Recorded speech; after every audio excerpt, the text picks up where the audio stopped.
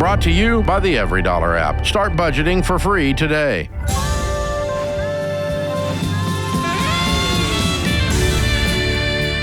Normal is broke and common sense is weird. So we're here to help you transform your life. From the Ramsey Network and the Fairwinds Credit Union studio, this is The Ramsey Show. I'm George Kamel, joined by Jade Warshaw, and we're taking your calls at 888-825-5225.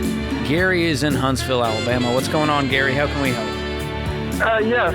My father-in-law, who's 85 and in a nursing home, wants to take 10 family members to the Holy Land and pay $50,000 for that trip.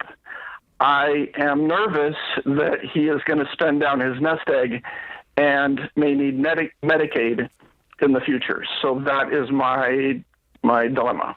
What's the entirety of his nest egg, do you know?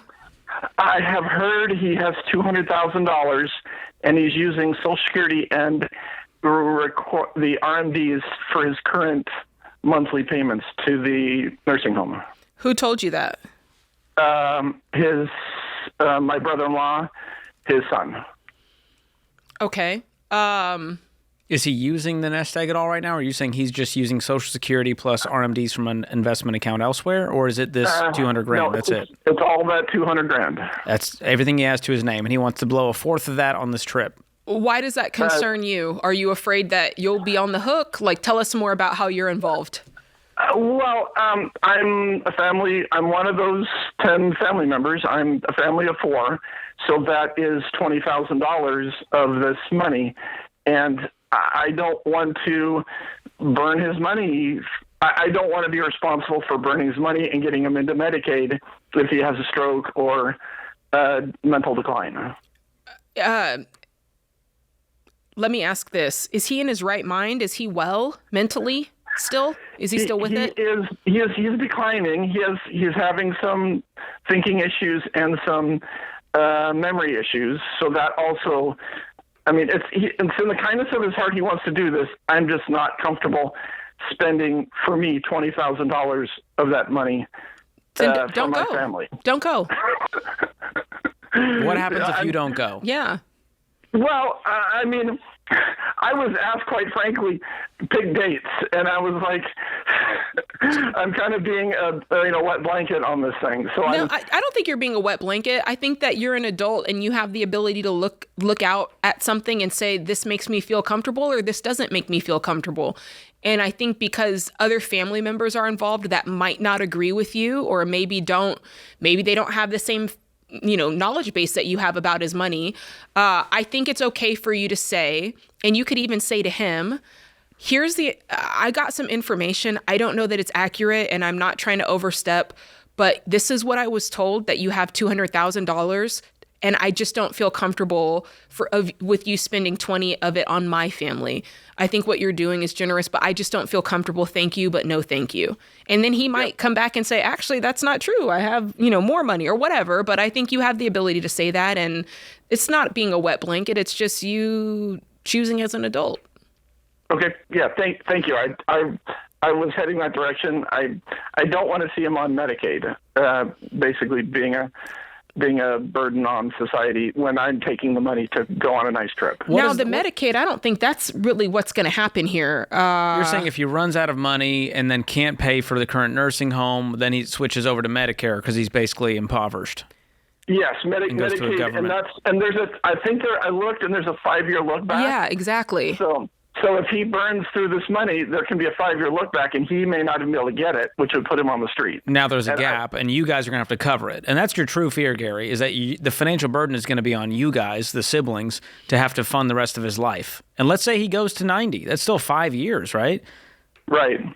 And so have you tracked his actual current burn rate to see how quickly this nest egg is being dwindled down? I have not had visibility into that, but I'm. How long has he been there? How long has he been in the nursing home?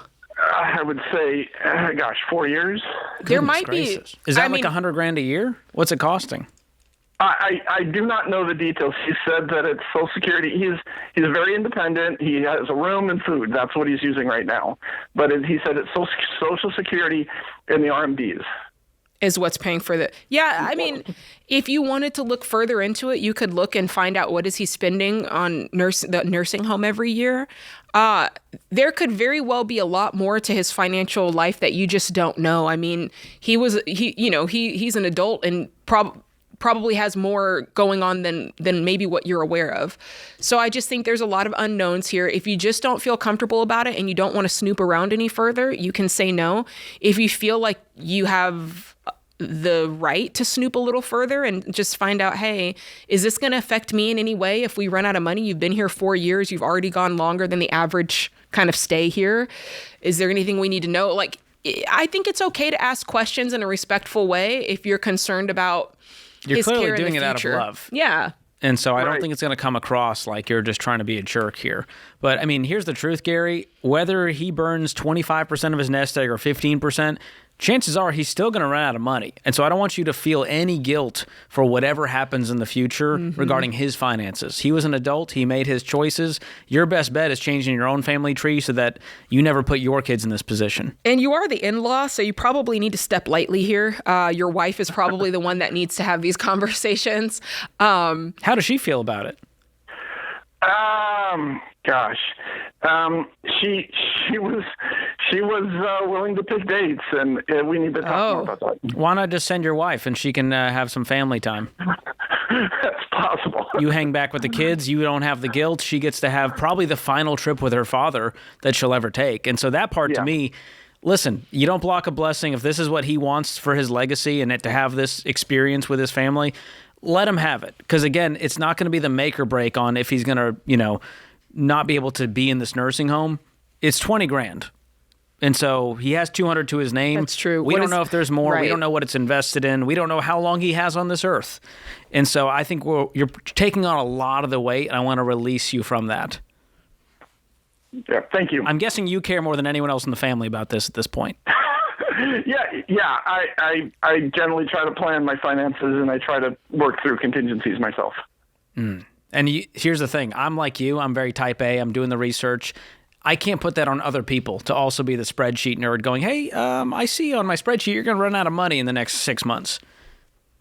You can try to warn them, but again, as the father-in-law to, your relationship with him, I don't know what it is. I don't know that he really wants your opinion or will respect it. What do you think? Yeah, I don't. I mean, like I said, I think he has a kind heart, and I don't think he even understands, potentially what his, how long his nest egg will last. I mean, if he has a stroke tomorrow, that's full-time care, and that would probably put a damper on this whole trip, anyways, right? Right, of course, right. Yeah. Well, maybe he wants to do this before his health continues declining. I don't know. But I would at least have a conversation with the family, with your wife, and let the kids have this conversation with him. You can lay out the facts, but I don't think you need to be busting up in the nursing home with spreadsheets to convince him otherwise. That's not going to end well. I wish you the best of luck.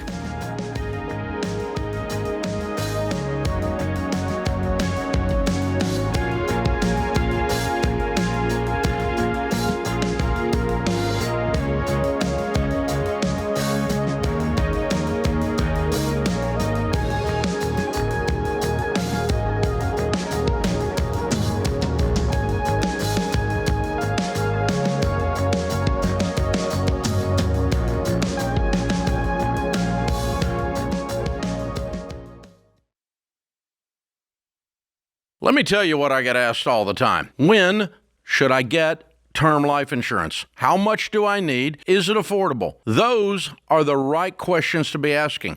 So let's take a quick review. The fact is, term life isn't a baby step. So if anyone is dependent on your income, you need to have 10 to 12 times your income in life insurance now. And most people are surprised by how affordable term life really is, even if you're not in perfect health. Look, I understand the hesitation since most insurance companies make it more of a hassle than it needs to be. Not at Xander Insurance. They're not an insurance company. They're a broker that works for you. That means they'll shop and compare the top term life companies to find the most competitive options on the coverage for your family. For almost 30 years, I've recommended Xander for straight answers, competitive rates, and coverage that actually protects your family. Call 800-356-4282 or go to Xander.com for a quick and easy quote. That's Xander.com.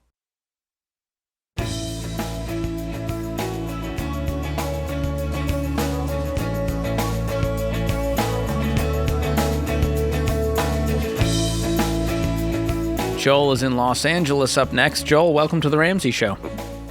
Good morning. Well, actually, good afternoon. Well, it's morning to you over there, so we're happy to talk to you, man. What's going on?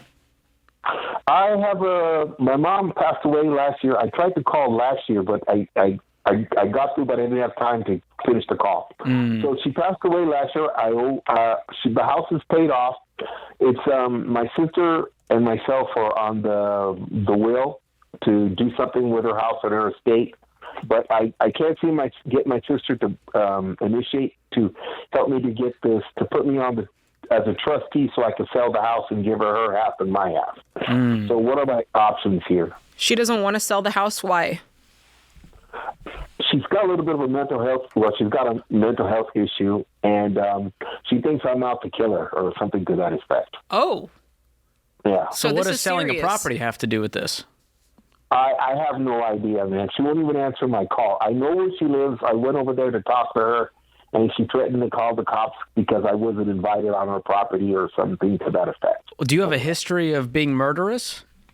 No, I don't. Okay.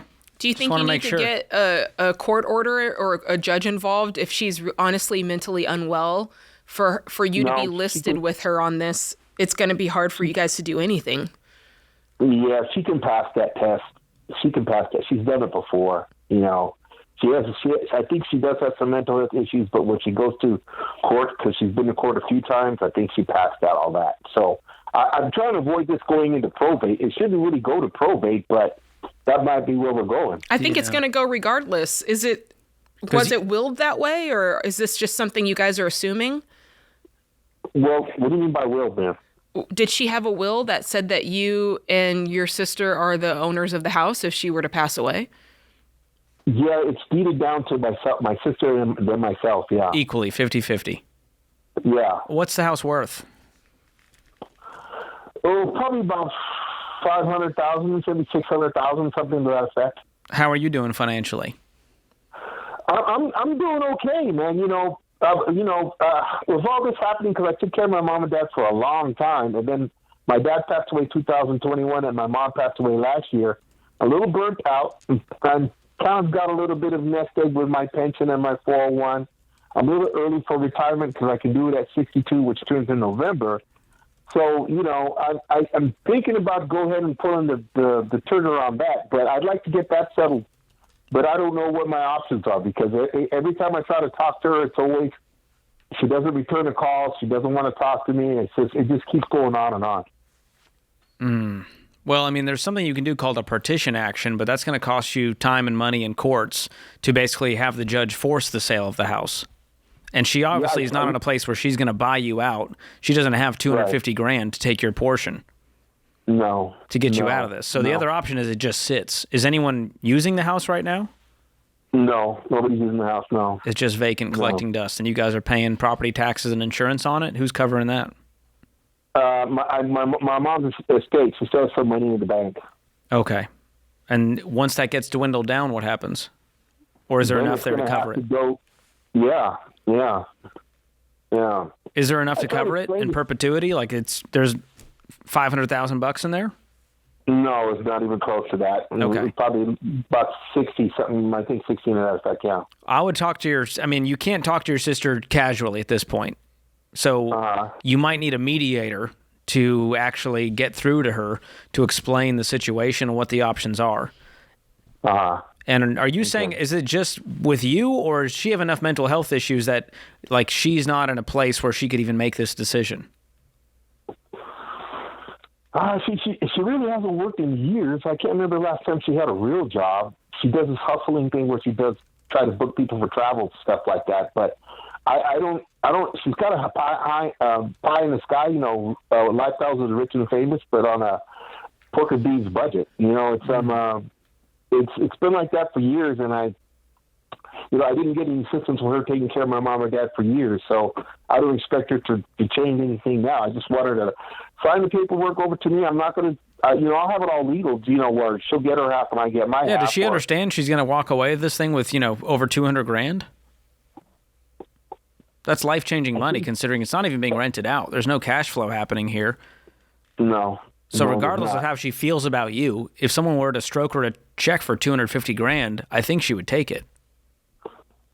I'll try to go that route, but this is like, it's tough, man, because I can't get to cooperate. I think you're going to need a mediator. Yeah. Yeah, I would contact a lawyer and just kind of understand what your state laws are and what you're able to do and not able to do to at least give you some clear next steps, regardless of the communication with her. But this is a messy one.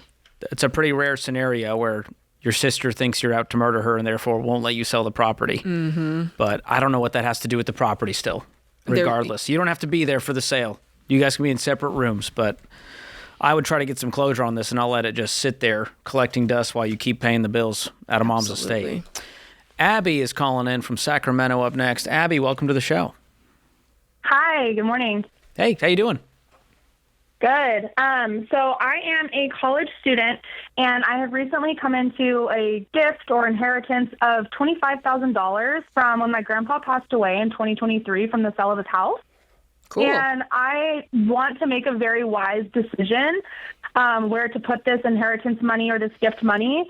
And I currently have a Roth IRA, and I work inconsistently, but I have a monthly income of about $400 to $500, give or take.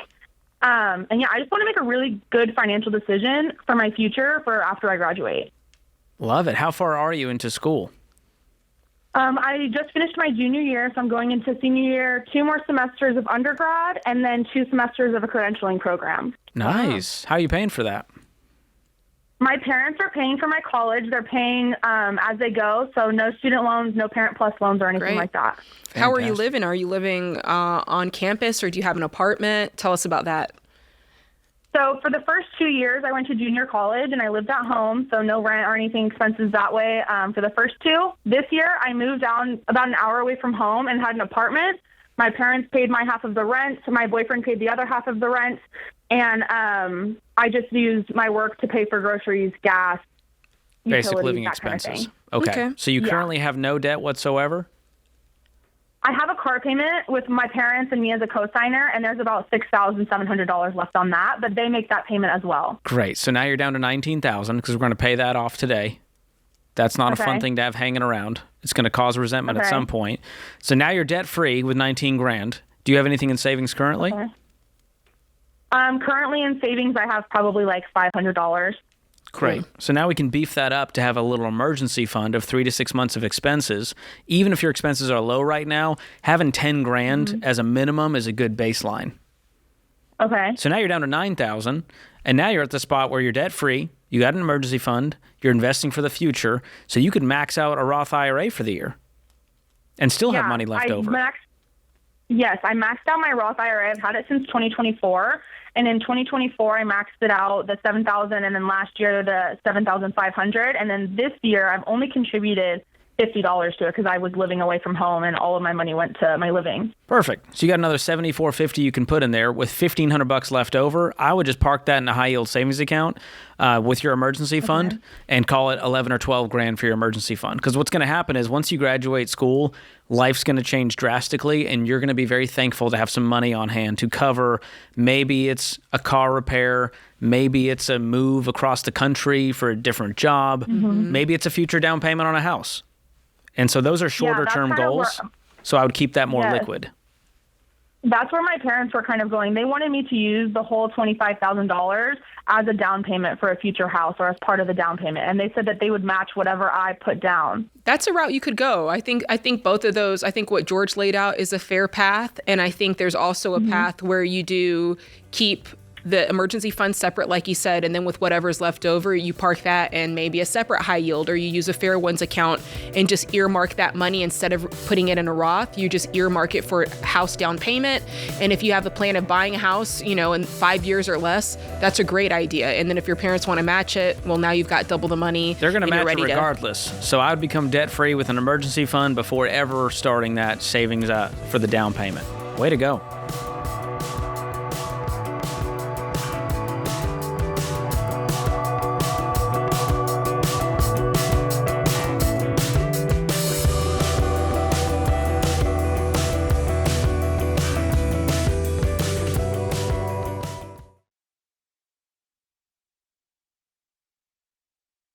As a dad of young kids, I'm starting to think a lot more about the world they're growing up in and how I'll help them make sense of it as they get older. And that's why I like World Watch, a video news service for preteens and teens. Because one thing I know for sure, if you don't teach your kids how to understand the world, somebody else will. And these days, that could be TikTok, YouTube, Instagram influencers, or whoever happens to show up in their social media feed.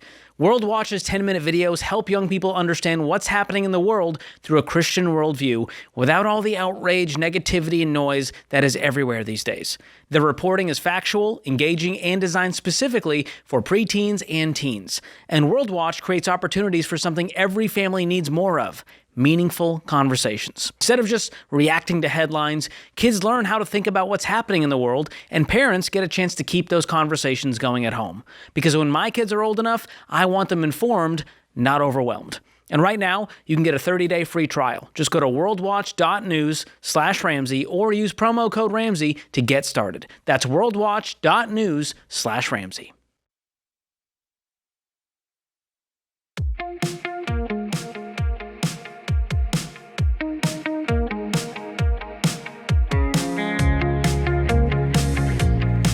Hey, if you're a newer listener to The Ramsey Show, one thing to know is that we answer every money question through a framework called the baby steps. There's 7 baby steps, and if you're not familiar with them, you can check them out at the link in the description of this episode, and that is the key. That is the same thing that I use, that Jade used to get out of debt and build wealth, and it works every time you work it. So check that out in the description if you want to learn more.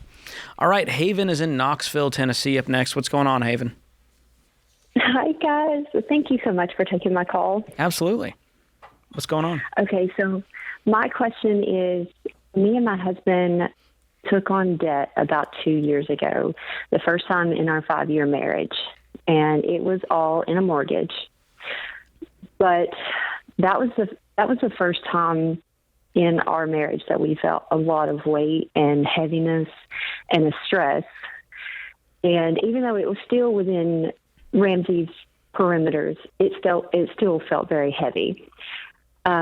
Especially after I became a mom, I felt like removed the option of me not being able to just be a mom anymore. I had to continue working because the mortgage was based on both of our incomes.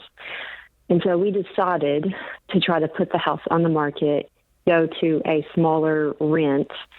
And our goal in the long run is to never go back in debt, but to instead take that house payment that we were making and put it into investments to hopefully one day buy a house outright. And I just wanted to know in the long run, especially with well-meaning people around us telling us, no, you need to buy a house, you need to buy a house. I just wanted to know in the long run that we were still going to be financially okay. I will say, we teach 2 methods of buying a house here. And the one that we love is when people have cash to buy a house outright. We don't get a whole lot of those calls, but there are people who do it. And then, of course, the other method is to have a mortgage that's in the proper parameters, and we can talk about that later. For what you're saying, I think it can be good. The tough part about this and the variable here that's kind of the unknown is, what will the house cost? It's a moving goalpost, right? So it's, what will the house cost 10 years from now? And there's a big difference between 5 years from now and 10 years from now. And so I think the question you guys have to be asking is, how do you want your life to feel? Which I think you have asked that question. And I also want to know how old you are, because I'm taking 10 years to buy a house is not a bad thing. It took my husband and I 10 years to buy a house. And as long as you're able to do those things that cause you to build wealth in the process, I don't have a problem with it, but just know that there's a moving goalpost there, George. And that's the unknown that can be really tough, is we're depending on the market to give us the returns that we want. And we're depending on the housing market to be where we want it to be when we're ready to pull that money out. And so there's a lot of variables we can't control. So let's focus on the ones we can control. And one of those is saving enough to get the mortgage that's super reasonable, even if it's on his one income. So what is the mortgage payment today? $3,000. $3,000? Mm-hmm. Okay, and what do you guys bring home currently? Well, with my income, we were bringing in about $200. But like I said, I have some babies in the picture that I want to be with more, so that could drop down some. To what? Let's say it was just his income. If it's just his income, it's going to vary, George, but it could be $150 to $200 because he's taken on more work so that I could work less. Got it. Now, let me just ask this question, because the way you framed it was you didn't feel good because we needed your income for the mortgage. If there was a world where you could have a reasonable mortgage just on his income, would that be enough to relieve the stress while still getting you into the housing market? Potentially, because the biggest thing was when the babies came along, I was like, I want to be with them. Mm-hmm. But, I mean, yes, potentially. I think that would put stress on him, but maybe. Yeah, I think the ideal scenario is, can we get his income up sustainably to the point where you guys can just stay in the house? That's option one. That'll save you the most money, because selling your home and buying a new one is going to cost you a whole lot in fees too, on top of hassle. So the next option is you guys sell and rent for a while, but rent is going to cost you what in your area? $1,400. Okay, so what you really can save is the $1,600 and put that towards a down payment fund. Yes. So you're not taking your whole mortgage payment and saving it, because you still have to pay for rent over here, right? Yeah. So yes, $1,600. yes. We'll do the math here. $1,600 for 12 months. You're going to save $19,000 a year. So how much are you going to get from the sale of your house if you sold it today? About $7,000. Wow. So you'll be lucky to break even on this thing. Yes. Okay. So we're not making a lot of profit. So basically you're starting from scratch. And what would a house cost you if you bought one in the future? This was only a 1,300 square foot home, but probably around the same. The area, I mean, we looked at several homes. They were all upwards $250 to $300. This one was $355. Okay. So to buy, let's say magically the home is still $350,000 years from now. At that rate, you're still talking about needing to save for 18 years. At $19,000 a year, it's going to take you 18 years to save up $350,000. What about investing it into like the market? Would that help? It would help a little bit, but it's not going to be magic. Your savings rate is going to be the trick here when you're talking about a 4 to 5 year time horizon to buy a home. Investing it isn't going to move the needle a ton. If you're super lucky, like we've seen these last few years, you could double your money in about 5 or 6 years. So $40,000 could turn to $80,000. $80,000 can turn to $160,000. So you're still a ways away from that number. Had you run that math at all, Haven, or was this kind of, and it's okay if it was, just kind of an idea that you wanted to run by us? Yeah, we did. We did run it some, and we were also thinking. I mean, I've listened to the show several times. I hear you guys say a lot like your income could potentially go up. I've seen his income, even just in the 5 years that we've been married, continue to go up. He's an electrician, and so it does, the more work and the more his name gets out there, the more money he does have come in. Is it his own business that he's running, or does he work for someone? Yeah. So, George, did you plug him in? Do you see him there? Yeah, I'm looking at, let's say you invested for 5 years. You did that $1,600 a year. You even started with $6,000 from the home sale. You'd have about $133,000 in there 5 years from now. No, George, we would start with about 60. We have 60 in investments. Oh, anyway, good. I thought you said 6 or 7. When we got married, we had no debt, and we just started investing. Okay. Is it in brokerage funds, not in retirement funds? Roth IRAs and traditional. Okay, so that's if it's in Roth IRAs and traditional IRAs, that's retirement, earmarked for retirement. So we wouldn't include that because that would be to your detriment. So the money would need to just be invested in a normal brokerage account. Probably I'd just throw it in an index fund. But with the money that you currently have available to you, and with a fair rate of return, did you put 10% in there, George? Yeah. That's where we're at. And we're not saying that to bust your bubble. And I kind of want to shift the mood here, because I absolutely think that there's a way that you can be in a home, in a responsible way that's not going to feel detrimental to you as a stay-at-home mom, and, do this thing without having to wait 10 years. I just think that it's going to require you guys to go, okay, the current house we have, maybe it's too much house for you if you're staying home. That's fine. And if you decide to rent for a little while you save up a better down payment, that honestly, just, woman to woman, that feels like a fair trade-off to get you in a house where you're actually, feeling the growth of equity, you're actually participating in the market and building wealth in that way, versus waiting 10 years with more unknowns in the equation. So I would wait and see. I wouldn't rush to sell this house. I would do a budget just based on his income on the average. What would it feel like to make a $3,000 mortgage payment if he's making $10,000 a month? Because I don't want you to feel like you have to sell it if it's 26% and Ramsey said 25%. It's not about that. It's, do you have enough margin to invest 15% for your future? Save up some for your kids' college. Put a little extra toward the mortgage. Those are the signs that you're doing well financially and that you didn't make a huge mistake with this home. So I love the heart that you want to stay home. You don't want to make a bad financial mistake, but I don't want you to feel a paranoid level about this purchase. You guys are doing great.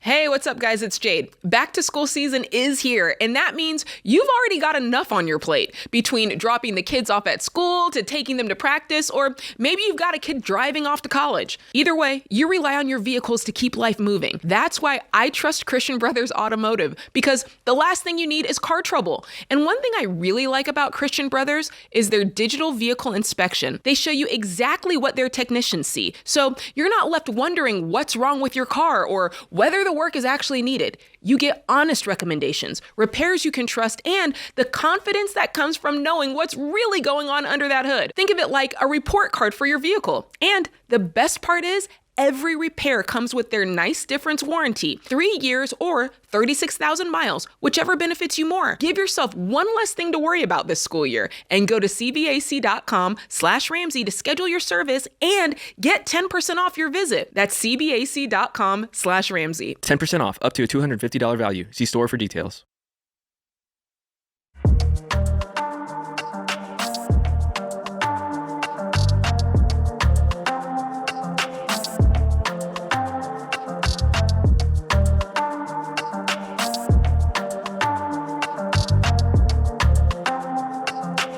If you're working the baby steps, the best and fastest way to do it is by using EveryDollar. It's more than just our budgeting app. The plan is now built into it. You can track your progress, get personalized recommendations, and coaching for your situation. So check it out. Start EveryDollar for free in the App Store or Google Play. Kirsten is in Houston, Texas. What's going on, Kirsten? Hi. Oh, my gosh. I'm honored to talk to you guys. You won the lottery today. You got Jade. I did. I love you guys both. So some background on my question is my husband and I are on 4, 5, and 6. Our kids go to private school. We're living our best lives, frankly. And we've been running the numbers with our financial advisor. And we need about $10 million to retire in about 30 years. And that's kind of our surplus number. At 15%, we will be retiring with over $15 million at this rate. Yeah. So, yeah, I know it's a tough place to be. But my question is we just don't want to live with a, crazy surplus at the end of our lives. So we were thinking about pulling back about 5%, excuse me, and putting that towards the house so we can pay it off in like 7 to 8 years instead of about 13. And I wanted to get your opinion on that. That number that you quoted, what percentage of your income is that you investing? Is that 15% or? Yeah, 15%. Okay. What's your household income? $328 on the bases, and then we get like 50 to 70 in bonuses. Fantastic. Well, Yeah. I love all of these numbers. And these are, what was the annual rate of return you guys were using to crunch this to get to that 15 million? Do you remember? 9%. So Okay. it was a little low. Yeah. Good. Cool. Well, I love that. We've never told anyone to stop investing to pay off the house earlier or to, hey, you're going to be funded later on. Because I don't know what the next 30 years holds for you. If I did, I would tell you absolutely do this. But you might want to retire 15 years from now, 20 years. Who knows what's going to happen? A health crisis, maybe it's for a good reason and you want to step away. But I just wouldn't, put it all in that basket of, well, we're definitely going to have this income for the next 30 years. One person could get laid off and not have that income anymore and not be able to get a job that pays that much. I hope that's not the case, but I'm I'm a glass half full guy when it comes to what it could be, and I'm also a glass half empty guy when it comes to preparing for what could be. It's just the nature of life. Yeah. Life be lifing. So how long would it take with your current fantastic income outside of your 15% to pay off the house? 13 years is what we currently have projected, but obviously that may change as our What do you income owe? goes up, hopefully. What do you owe on it? We owe about $600,000. Okay. And how much can you realistically put towards it? Like, could you up that from cutting expenses elsewhere in your budget, making this kind of money? Yeah, I mean, we could probably realistically, like I said, I think we're living a pretty nice life as is, but over 50% of our monthly income goes towards private school for the kids and then our donations. And then we've got our mortgage and other things. So like realistically, outside of giving in private school and investing in the mortgage, we're probably living on like 20% of our income, which is why we need such a low number compared to our actual income. Yeah. How old are you guys? 30. Okay. So, I mean, you highlighted something which is important to highlight, which is there are seasons of life, obviously seasons where there's daycare, there's kids in college. Those tend to be more expensive years that you really can't get around. But then there's values that you decide that you're going to sink money into, which are my kids are going to go to private school throughout their entire education. And when you make those choices, there's a trade-off involved, which means because I did this, now my margin is maybe significantly less margin that I would have put towards the house or margin that I would have put towards a 529, those sorts of things. So just realize that you guys are making choices based on your family values. And when you do that, it's not just a choice, it's a trade-off. And I think that's probably what you're feeling, saying that, okay, it's going to take us, because of that, it's going to take us 13 years to pay off the mortgage. And because we want to continue to enjoy certain other niceties, it's going to take us 13 years, which 13 years to pay off a mortgage, by the way, that's not small potatoes. Like that's pretty impressive. Especially since you'll be 43 years old with a paid for, I'm guessing, $1 million plus home. Yes, yeah, the value is about $900,000 right now. So it's going to be way more than that 13 years from now. I don't think that's a bad thing. Yeah, looking at the full picture, I don't have any problem with you guys paying it off in 13 years versus 8 years and freeing up that money a little bit sooner. Because cash flow isn't your problem right now. And if you guys said, hey, we have this other thing we really want to do, we don't have the money for, we need to temporarily pause, I could make a case for that. But long term, just investing less because you think you'll need it, I'm going to go, hey, I'd rather you have $5 million extra that you can give to the places and people you want to give to because you have the option. And so we took a call similar to this the other day, Jade, and Dave had a similar response. Dave could have stopped investing 30 years ago. He still invests to this day as a 65-year-old man who definitely doesn't need another dollar, but it's because he wants to have options. He wants to give even more and have even more impact and leave an even bigger inheritance to his children's children. And there's nothing wrong with that. And even if you did have $15 million, you can spend it from 60 to 90 if you want to. Yeah. And it also highlights the nature of the baby steps, how we teach them, which is, steps 4 through 7 really are about intentionality. You don't have to have that same speed and intensity that you had in baby steps 1 through 3. And I think that we get that call a lot because people do the nature of what we teach. Everybody's like Ricky Bobby. They just want to go. They just want to go fast. And there does come a point where you can go, you know what?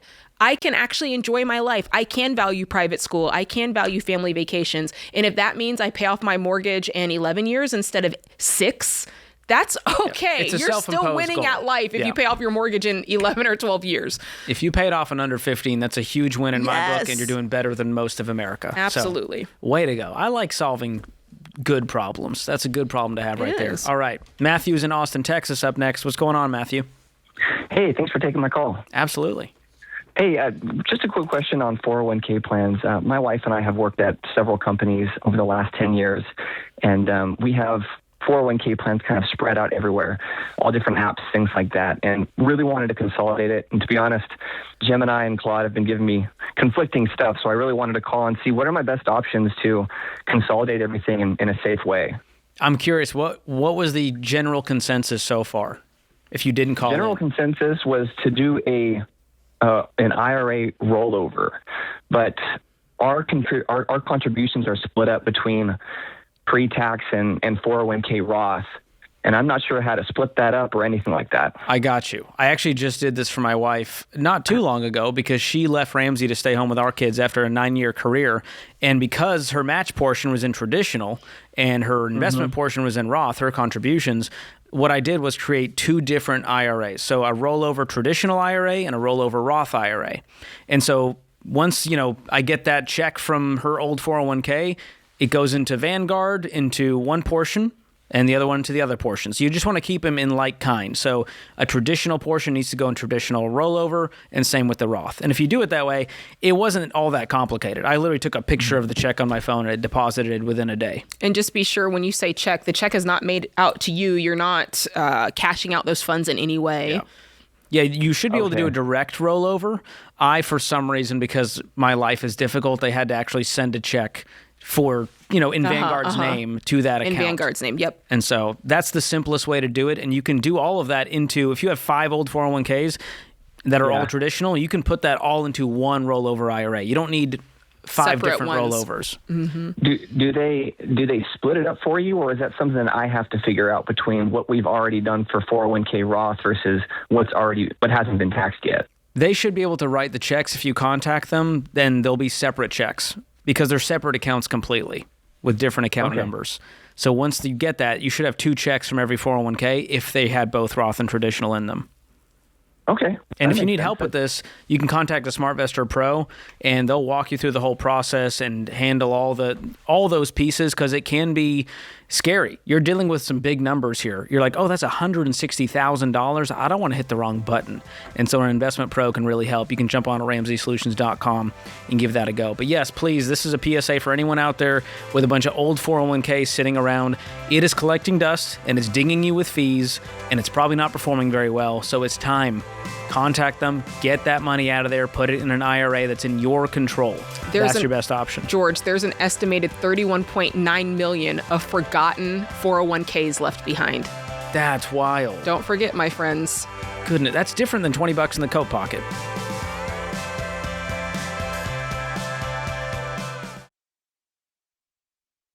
Hey guys, George Kamel here.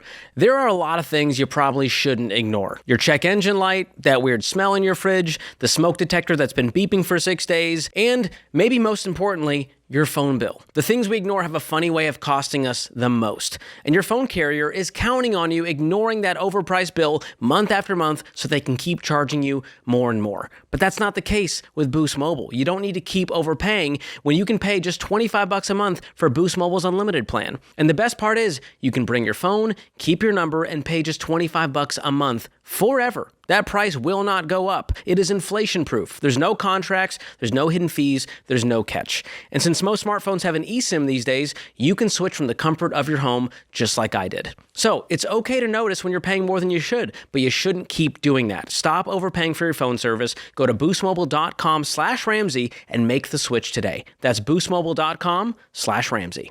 $25 forever requires customers to remain active on Boost Mobile Unlimited plan.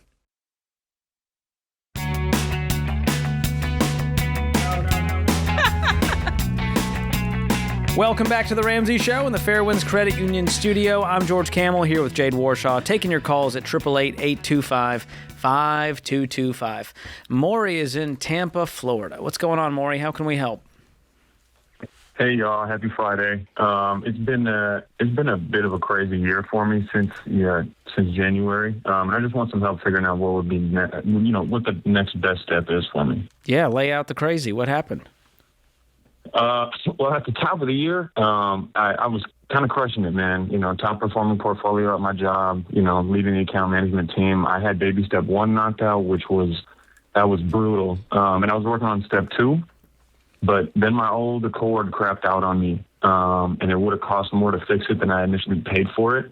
So I figured I'd get creative, bought a used electric motorcycle because down here it's sunny all the time and I don't have to worry about the snow, right? But that was really done to avoid wiping my savings completely and, trying to keep some momentum on step 2. So that was really rough. But I actually ended up getting a promotion about 2 weeks later. So I thought we were looking good, man. And the nature of that business is more so urgent versus important, make money today type of thing. And the role they put me in was very experimental and more long-term stuff. And unfortunately, they ended up laying me off 2 months later. Oh, man. When was that? Yeah, it's pretty rough. I don't really want to, I have a very strange name in a very known place, and I think these people are just kind of listening, and it's some sensitive stuff. But how many months ago? Like, have you not had a job for months now? Yeah, that was in May, and I've been working on getting applications out. But I even applied for a part-time spot at a gas station, and I got shut down the other day, and that's been really rough. Man, okay, how much debt do you have? So through all that, I've got $27K in 2 cards, a personal loan, and student loans, and that's what I was working on paying down in step 2. You got 2 car loans?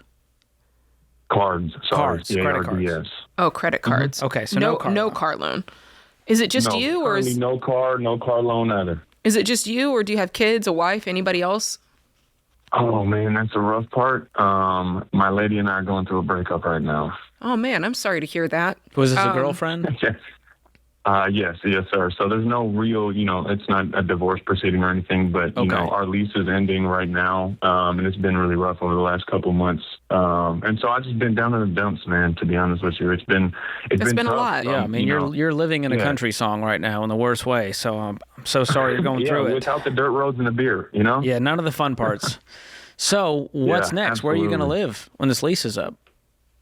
I have 2 scenarios that I'm playing out in my head right now. Number one, one of my good friends has offered me a place in his guest room for 3 months. He gave me a solid tenure, and he tried to help me get back on my feet. But I'm looking at a move back to the Northeast to be close to family again, which is what I'm probably going to end up doing, is living with an aunt for a while and then jumping back on my feet from there. But are there more options in the Northeast for what you do? Because I feel like much of where you decide to go needs to be based on the job market for what you are skilled to do. Mm-hmm.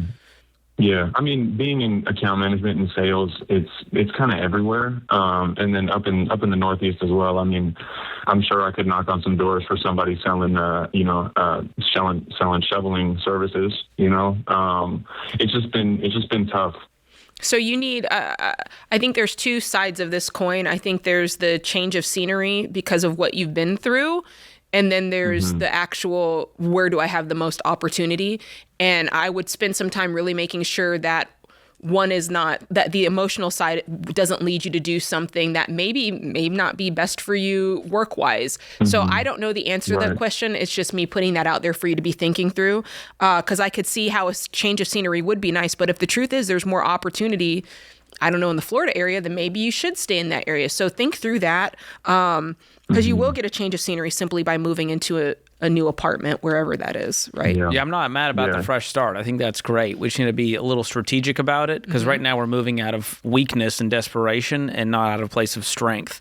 And so I would be applying for jobs in the Northeast, around where your aunt is, and going, okay, what are the opportunities there? Who do I know there? Who does my aunt know there? And kind of using that to, once you land the job, now you know. There's income there, and it's the place I'm going to be. So you know your next step. Right now you're sort of floundering because you don't even know what day it is. I mean, I like to think I got my bearings, but yeah, you're 100% spot on with that, man. And you mentioned a phrase in there, fresh start, which is something that I wanted to ask for some counsel about. It was recommended to me because my severance ran out and I currently have no monthly income to explore a potential Chapter 7 bankruptcy, but I don't know what to even start looking into. Well, how much severance did you have? They gave me a month. Okay, 1 month. It was like $5K worth. And that was, yeah, I don't think you're anywhere near bankruptcy. I think you've just fallen on a hard time. And I think it's hard in multiple ways. Like we said, it's emotionally, it's a blow to your confidence. Losing a job in some ways is akin to grief of a loved one. It can really feel that way, especially when you were really counting on it and when it came out of the blue. So I think, I do not want to minimize what you're feeling on an emotional level, but I think that there are some practical things that you can do today that'll give you a little bit of hope. First off, we're going to send you Ken Coleman's Find the Work You're Wired to Do, because you do have a set of skills and they've given you a level of success. And chances are those same skills can be translated into other career fields that you're just not thinking of right now because you're not in the clearest state of mind, right? So that's going to help you do that. And then tonight, just a personal bit of homework that I'd love for you to do is I would take the time and I would write down everyone you know who knows someone else that can lead to a job. So let your goal be to write down the names of 10 people. And over this weekend, you're going to call up 10 people and be like, hey, I'm really looking. These are my skills. Do you know of anybody? Is grandma looking? Is auntie looking? Do you have, your buddy Will? Like whoever it is, just call these people up and put your name out there, because you will be surprised at how things like that travel. Yeah. And that's really the way that you find opportunities, is through the people that you know in the network that you have. So that might feel like, Jade, that's not going to do anything, but trust me, just do that bit of homework and write down those names and call up those people, because it will make, if nothing less, it will make you feel better that you're putting in a different type of effort. Yeah. Right. And sending 100 texts is going to go way further than applying for 100 digital resumes in another pile somewhere. Yeah. And to George's George's point, don't text them, call them. Call them on the phone and say, hey, I'm looking right now. I'm casting my net out. Here's what I've done. I know that you do X, Y, Z. Can you think of anything? And really press in and see what's out there. I think that'll help you out.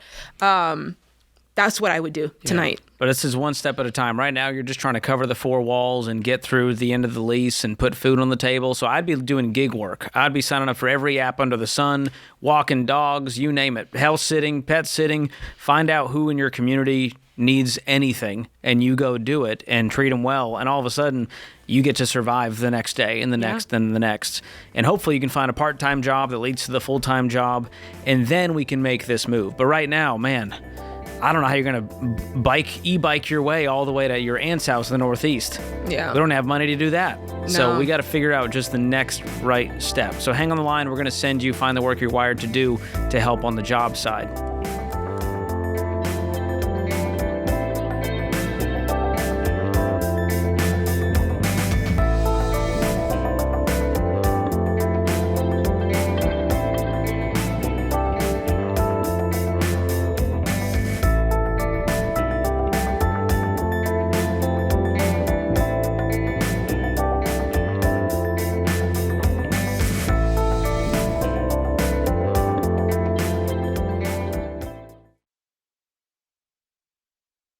A lot of banks are happy to hold your money, but Fairwinds Credit Union helps you make progress. Most people spend years focusing on their financial goals and never stop to ask whether their bank is helping them get there or just holding on to their money. The real goal is building an emergency fund, paying cash for your next car, saving for a home, looking at your finances and actually feeling some peace. That's why I love Fairwinds. Their Smart Bundle gives you up to 10 free high-yield savings accounts to help you stay organized as you save for different goals. Plus, early direct deposit and no monthly fees. And you get support from real people who want to help you win with money. You can even get the Ramsey Debt is Normal, Be Weird debit card, which is linked to your free Fairwinds Spend Smart checking account to tell the world you think differently about money. So look, if you're working the baby steps, your bank should be helping you move toward financial freedom, not just park your cash. Go to fairwinds.org/Ramsey to open your Smart Bundle and start making progress today. That's fairwinds.org/Ramsey, insured by the NCUA.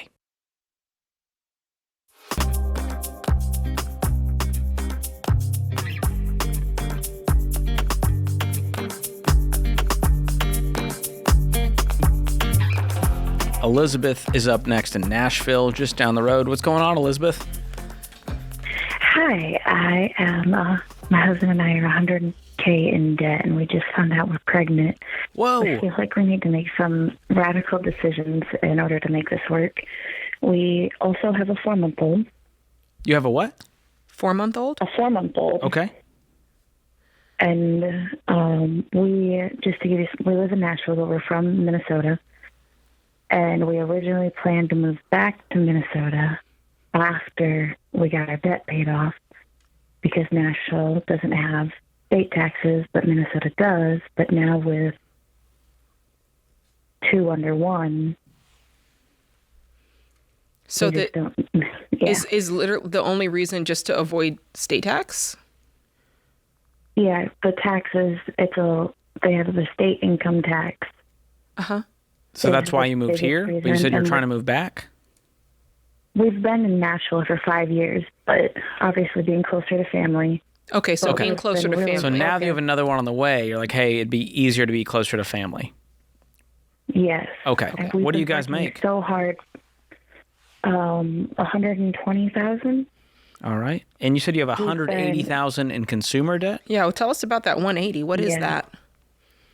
It's $150 in student loans, and then my son's medical bill and my medical bill, and then a car for $7,000, and then another medical bill for $3,000. Wow. What are all these medical bills for? Birth. Just all from birth, and the insurance didn't cover it?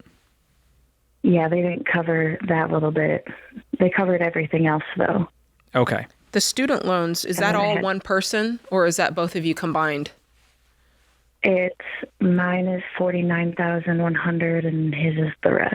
Okay. Are you guys using those degrees? I have paused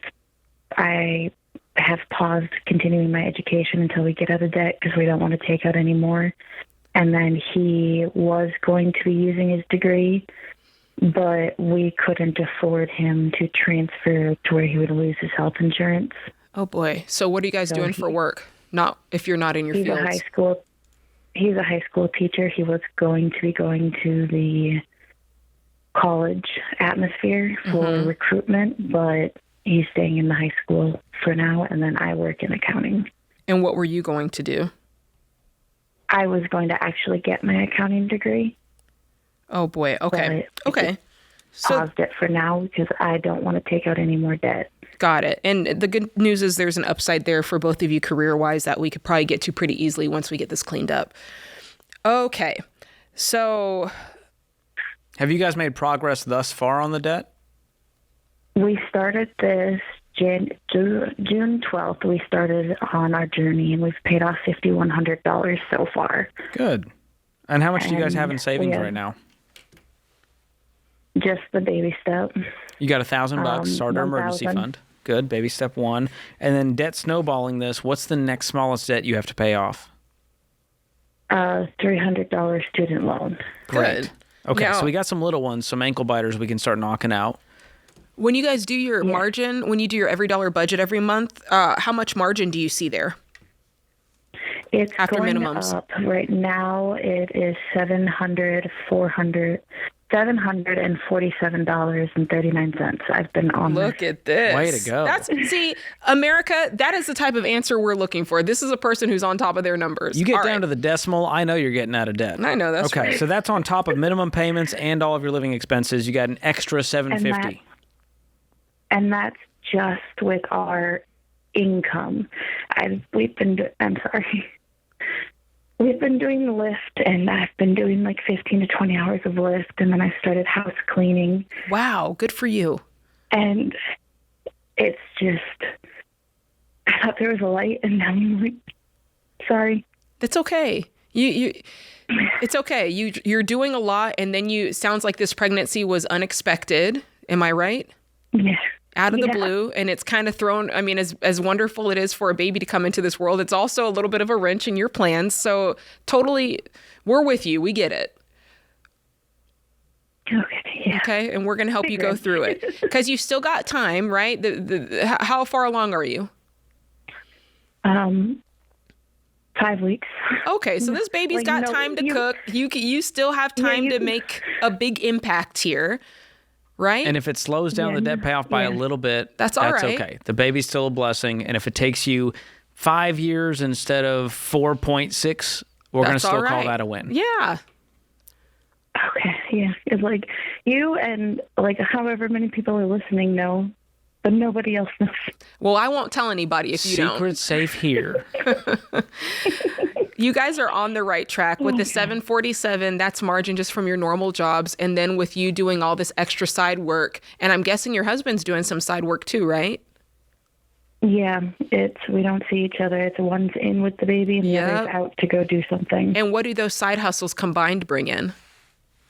Last month we brought in $1,900. See, and again, I point to this call again, Elizabeth, because you guys are doing exactly what we tell people to do, which is you can increase your income. $2,000 is fabulous.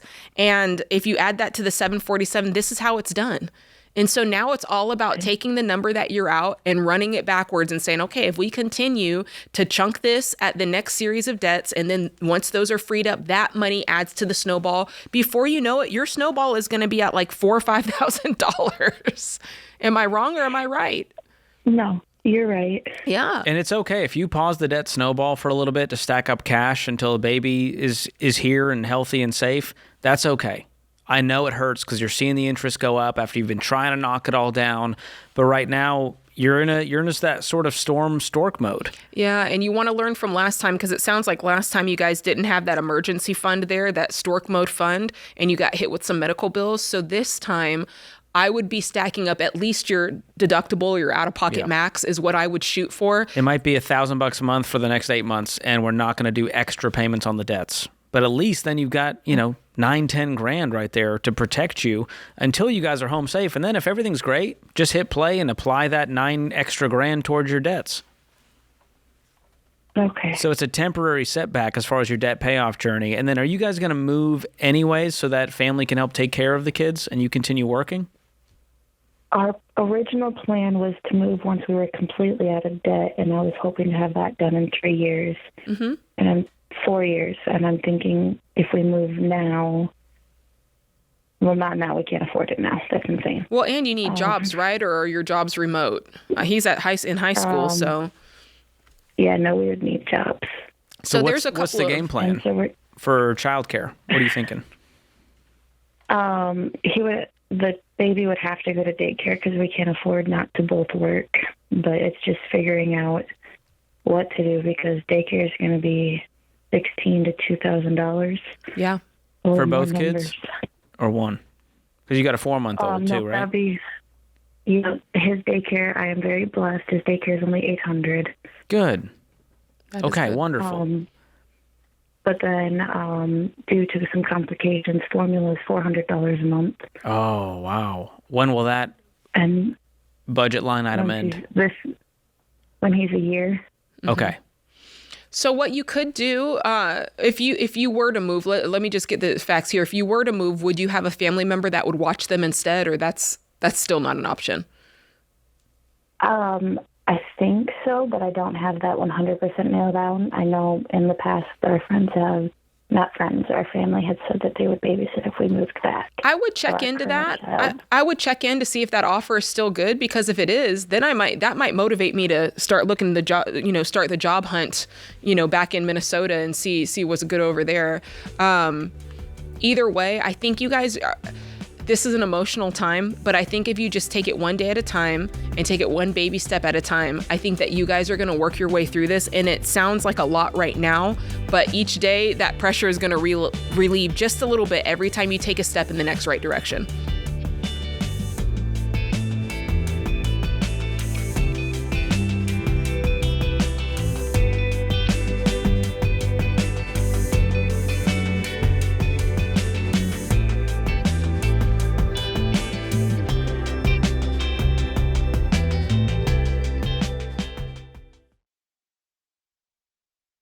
Hey guys, George here. I love the movies Angel makes because they always deliver great entertainment. And I want to tell you about their newest movie coming out August 14th, The Brink of War. It's a historical drama about the 1986 summit in Iceland, when President Reagan and Soviet leader Gorbachev faced each other in the height of the Cold War with the fate of the world on the line. It's got Jeff Daniels in it, Jared Harris, J.K. Simmons, and the cast alone tells you this is a serious film. And it's the kind of movie that's perfect for a date night. And Angel also has you covered for other date nights and a lot of nights when you stay in. Because when you become a premium member of the Angel Guild, you get 2 free tickets to The Brink of War in theaters, access to Angel's entire family-friendly streaming library, and free tickets to every future Angel theatrical release. So use promo code Date Night and you get 4 months of your annual membership for free. Come on, President Reagan had to negotiate with Gorbachev to get a deal this good. You just need a promo code. That's angel.com/Ramsey to become a premium member of the Angel Guild. Use code Date Night. Angel.com/Ramsey, promo code Date Night.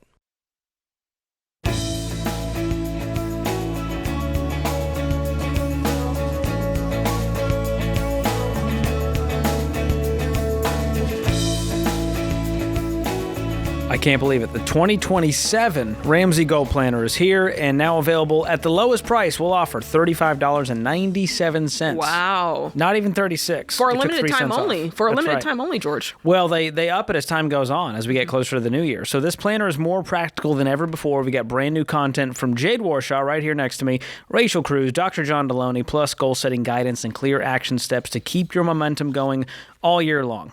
I'm excited. And you did some new content for this as well. I did. Every year we do new content in it, so it's really good. And like George said, don't wait. You want to grab it by August 23rd because that's when the $35.97 price goes away. So don't be mad on the August 24th. Don't come at me. Yeah, and if you think, I'll just wait for Black Friday, don't wait because no price is going to beat the price today. $35.97, a very precise price. So get yours today at RamseySolutions.com/store, or if you're watching on YouTube or podcast, just click that link in the description. I need a copy of that. Can you sneak me one, or do I got to pay I have too? one.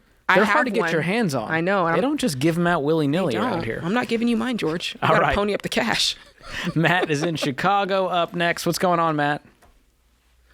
Hi, guys. I'm just curious. For the last 6 months, I've been working about 7 days a week, 12 hours a day, to pay off about $72,000 in debt. Wow. How far have you gotten? I'm done. I got my debt paid off. I got my emergency fund, and I got a Costa Rica trip planned for next year that's already paid off. That's what I'm talking about. go. Hold on a second. I got to bust in and say this really quick because this, again, Matt, you're doing the thing. Matt, just let me take a quick second to say this. I saw some people on social media who were bashing some of our content, saying you can't do it. You can't pay off debt. You can't buy a house. You can't save up. And look at Matt. He just worked really hard for, 12-hour days. And he paid off $72,000 of debt. Stop telling me folks can't do this. People do it every day. Way to go, Matt. Keep going.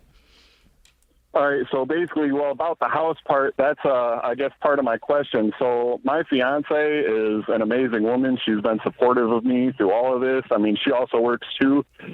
So basically, I want to kind of keep going and pay off my house early by the time I'm 40. I'm 37, almost 38 right now, and I kind of made a deal with her that I'd take Saturdays off, but I'd still be working an insane amount of hours.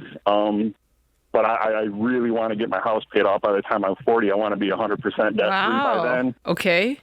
And this is So still that's my 12-hour goal. days. 12-hour days just taking one day off. Yeah, but You I mean, slacker. Come on, Matt. Yeah. Well, right now, too, is like the overtime's here. I don't know 100% if the overtime's going to stay around. Who knows if another COVID happens or anything like that. I mean, do you know? really So I think you kinda can wanna- sustain that, though? 12-hour days, 6 days a week for 3 years? Is that sustainable? I'm a beast. Yeah, I could do it. When are you guys getting married? So actually we're coming to Tennessee, and it's supposed to be January. Supposed to be? Well, like, do you have a date? Or are you just going to roll up to the courthouse? It's going to be the end of January. We just haven't finalized everything with, like, the venue, what exact date it's going to be at, but it's, like, the last week of January. Okay. Wonderful. Because I'm just thinking through this. Then you're going to have 2 incomes. Right. Which is going to speed up the process, which might mean you can then slow down. That's what I'm thinking, too. No, you guys are going to hate that part of it anyways because she lives with me and we already do that. So that part you guys don't like. So she's helping you pay off your mortgage. She is, yes, she's paying bills. So, yeah, I know. She makes about $2,800 a month take home. That's what she brings home. So she's pretty much paying, the mortgage, and I'm paying everything else. I bring home about 95 base. But with all this overtime, I'm projected to hit around 200,000 this year, and I want to kind of keep it going. Let me just throw this out here. Let me just throw this out here because it has to be said. So I will say this. I mean, obviously, if you ask us Ramsey opinion, we're going to say, hey, if you guys are not married yet, you should not combine your monies in this way. It's just an invitation for disaster. But if you are, if you're going to just be like, hey, that's just not my way of thinking, I am going to move in with this person and we are going to combine money, at the very least, can you at least just sign a cohabitation agreement and something that's going to protect both of you in case something were to happen? Please just do something like that so that there's some legality to this and so that nobody gets burned if for some reason something should happen and you should go your separate ways. I'm just going to throw that out there for anybody listening. It's important to protect yourself if you're going to do something that is somewhat financially reckless. Fair enough?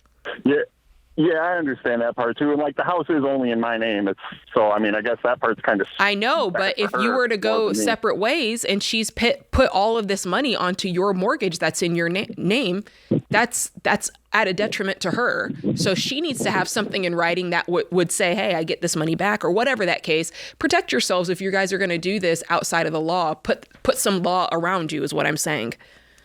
Yeah, agreed. I guess her part of that is 28,000 of that debt I paid off was hers, so it's kind of a trade-off. But for both, that's what I'm saying, for both of you, because you guys are doing this in such a crazy fashion, you're making headway. I don't want to take away from the fact that you're paying off debt, but the way that you're doing it is in a reckless fashion.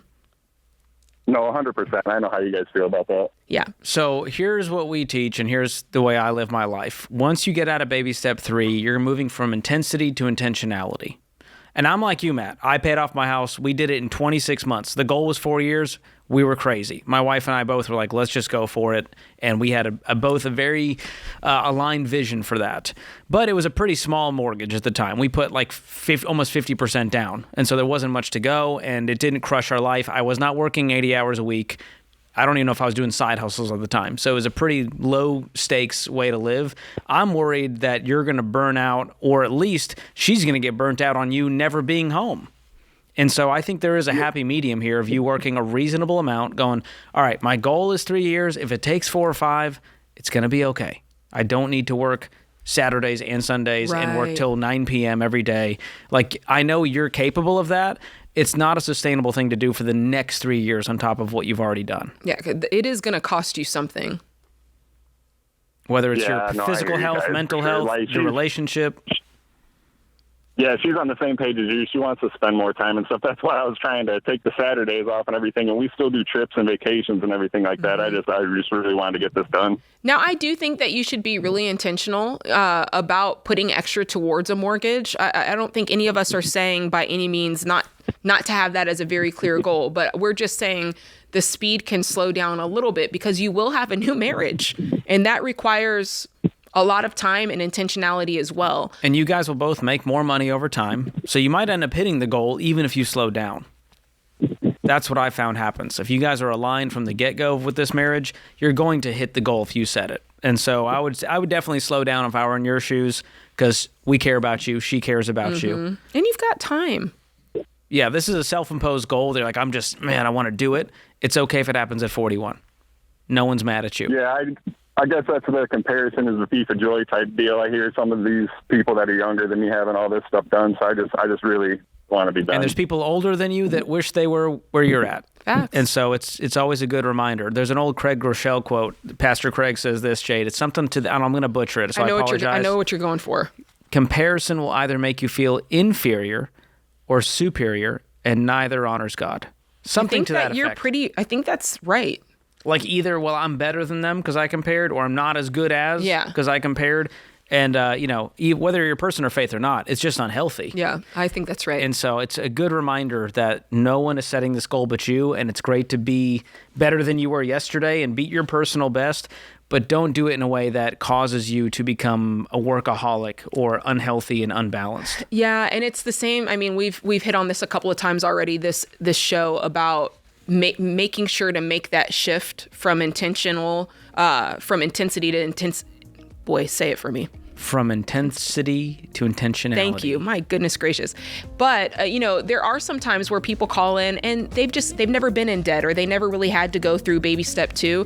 And those people, if they want to crush it through their house, that doesn't really bother me because they didn't have that time period where they spent, months or years in a slog. And so if you want to do that, that doesn't really bother me too much.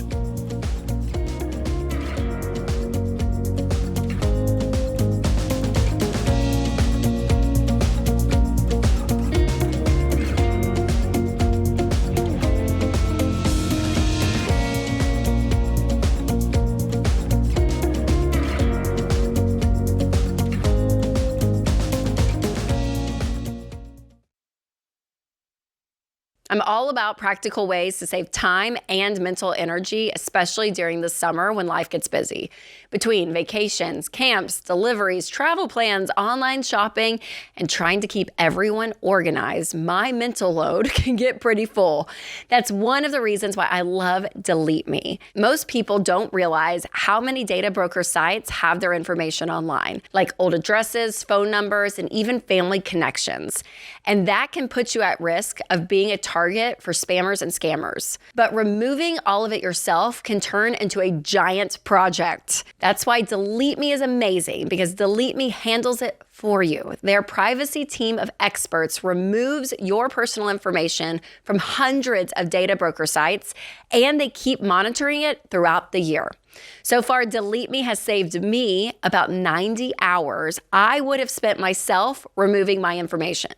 And honestly, it feels so good knowing that someone is in the background helping me, and I don't even have to think about it. So this summer, give yourself a vacation with one less thing to manage. Get 20% off annual plans at joindeleteme.com/Ramsey. That's joindeleteme.com/Ramsey.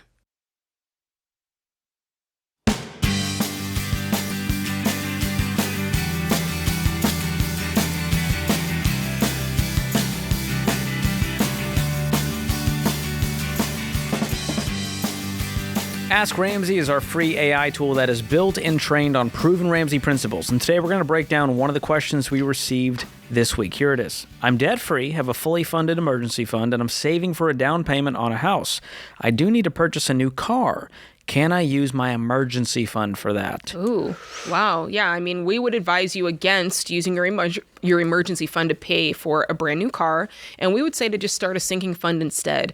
You can set aside a monthly amount until you have enough to pay cash for that car, because you never want to raid your emergency fund for a planned purchase, because then you're unprotected when a real emergency hits. Yeah. Here's the 3 questions to ask. Is this urgent? Is this necessary? Is it unexpected? And the truth is, this is none of those things. So don't use your emergency fund. Use money outside of that and get the car you can afford, and then upgrade with cash over time. So check out Ask Ramsey. It'll walk you through your financial goals based on your specific situation. You can input all of your numbers, and it's going to give you somehow better advice than you would get on this show. I know you may not think it's possible, but it will do it. So get your question answered today, RamseySolutions.com, or click the link in the description if you're on podcast or YouTube. Diane is in Cleveland up next. Diane, welcome to the show. Thank you. I have a bit of a conundrum. My husband, after 23 years of marriage, is divorcing me, and I need to know how to start over. He was always the breadwinner, and now I'm left in my 50s starting over financially, and don't really know what that's going to look like. So I'm calling in for help about, we don't have any debt. Our cars are paid off, and we have a big nest egg, but now the attorneys are fighting over this. And so I'm so sorry, Diane. So we're already at that stage. We're at the attorneys fighting stage of this thing. Yes, and it just started in April, and he filed, and I don't even know for what. That's... So you don't know what happened? It was just random? Well, there's, people that aren't in the marriage, and I confronted it, and and now we started counseling at a Christian counselor, and that didn't go anywhere, and so now he filed, and so 23 years later, here we are, and I have to think, what am I going to do with my life? I have a master's degree, but I wasn't using it, and what was I your was master's supporting. It's in design. I'm an art educator, and so now I've always been supporting his corporate job, him climbing the ladder, and with bonuses and everything else. So now, up way over 6 figures. So here we are. Well, the good news is there's no debt, which is a good thing. And you said there's a big nest egg. How much is the nest egg? $160. Okay. Do you guys have kids? Okay. No, we never, he didn't want that. So, $160,000 is in retirement? No, it's just there. Retirement is well over, millions. So okay. So $160K liquid. And tell us how much is in retirement. Do you know? I don't. He put it in an affidavit, and I didn't know that was even I didn't even know that we had that. Okay. So now it's a matter of everybody's discovery, and I'm like, what is that? So putting all the cards on the table. Yeah. So everybody, by the time this is finished, you're going to know every dime of what's out there, which is a good thing. And you're probably going to be shocked by a lot. But it sounds like, it's a little different for every state, but like I said, the good news is there's no debt, and hopefully you're entitled to half of everything that's going on here. At least that's what I'd be fighting for. And potentially some alimony? Mm-hmm. Yeah, what but is your I lawyer want to saying? move.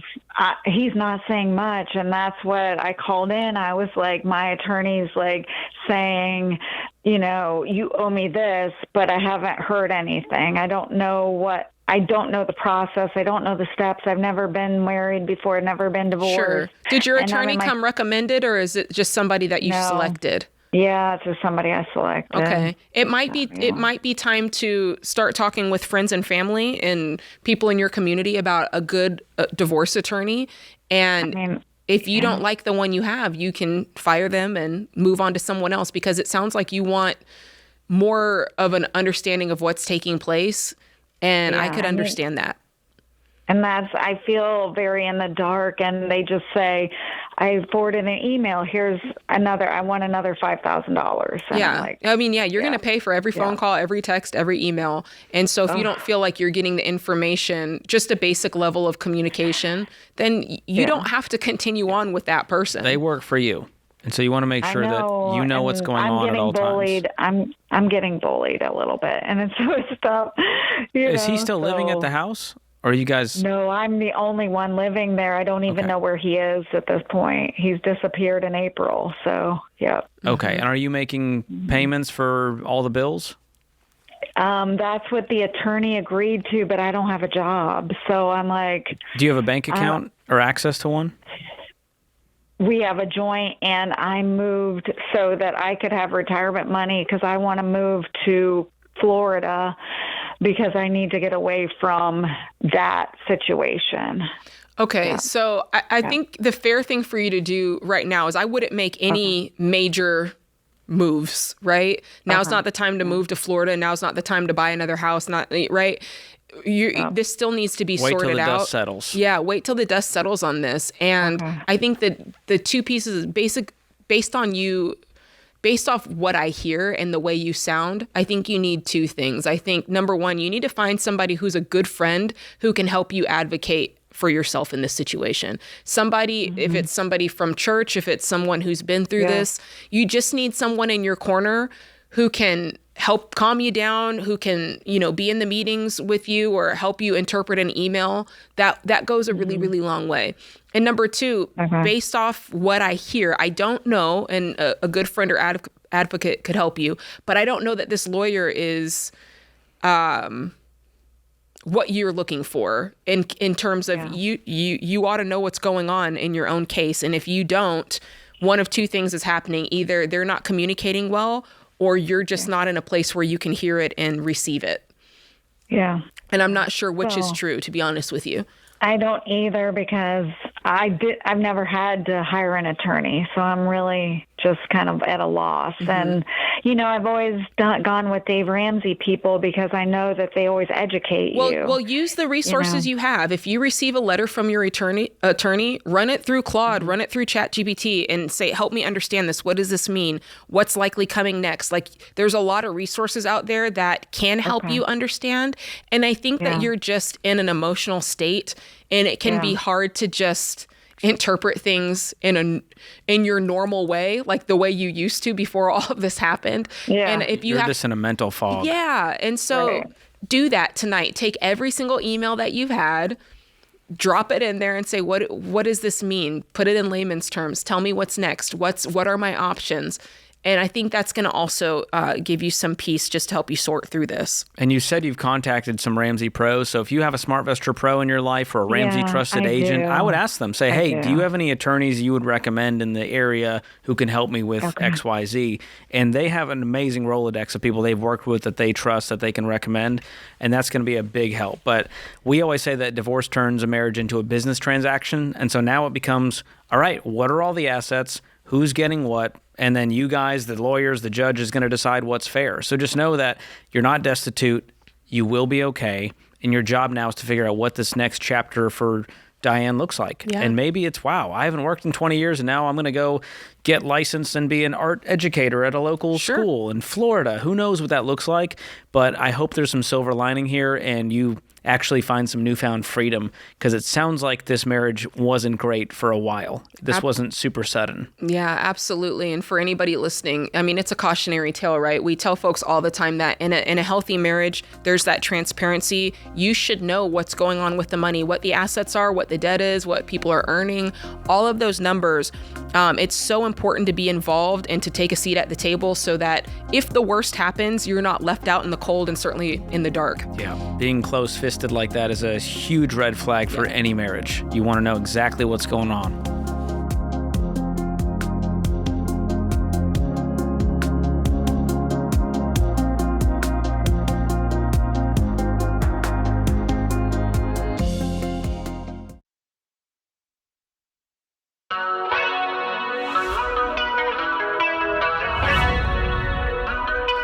Welcome back to The Ramsey Show in the Fairwinds Credit Union studio. I'm George Kamel, joined by Jade Warshaw, taking your calls at 888-825-5225.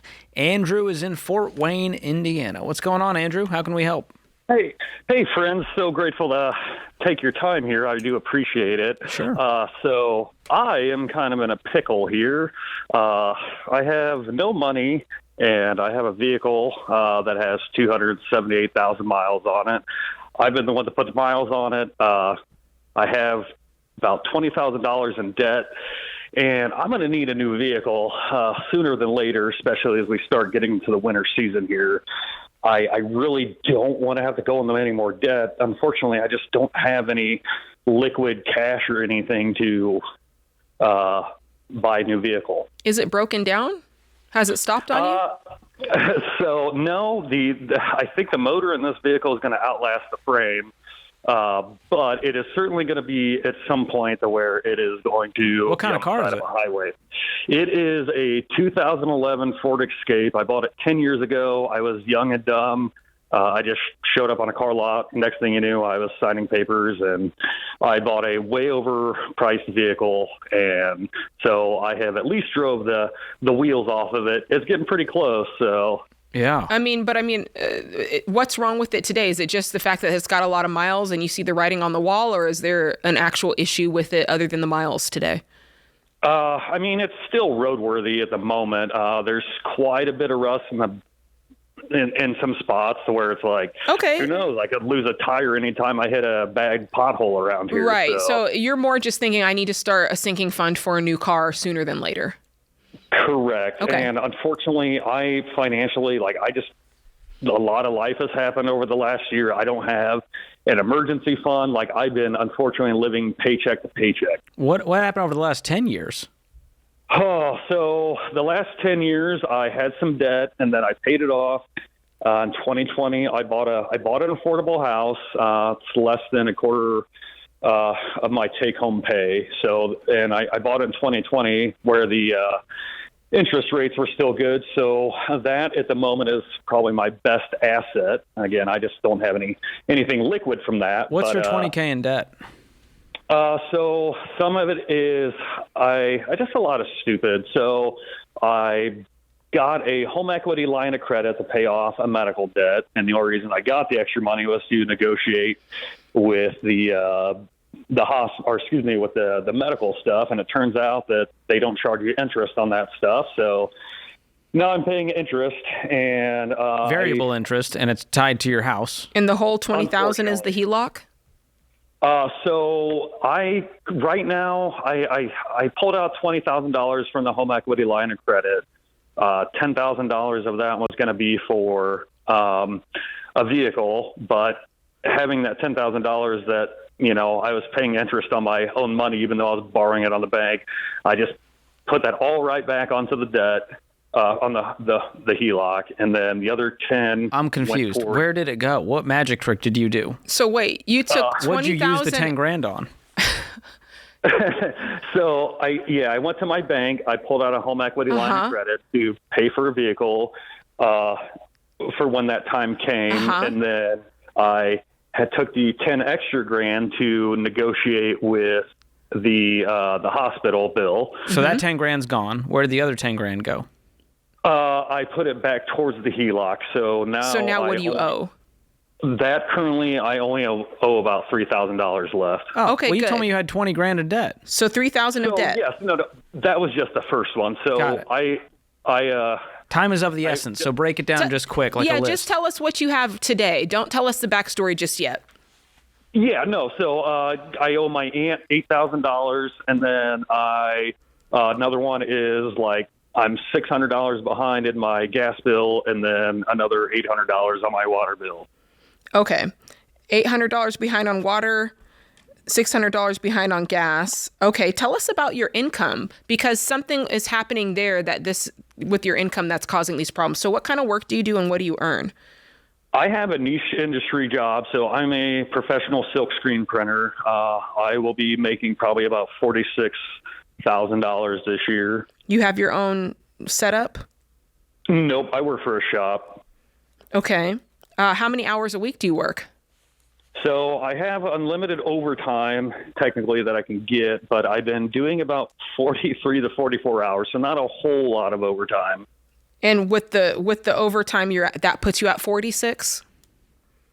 No, that's base pay. Okay. So 46 plus you can make overtime. And are you living alone? Yep. What's your mortgage payment? So my mortgage right now is at $515. $515 or $550? That's it?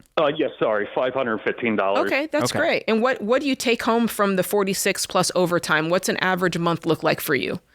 So average weekly, I take up about $2,800.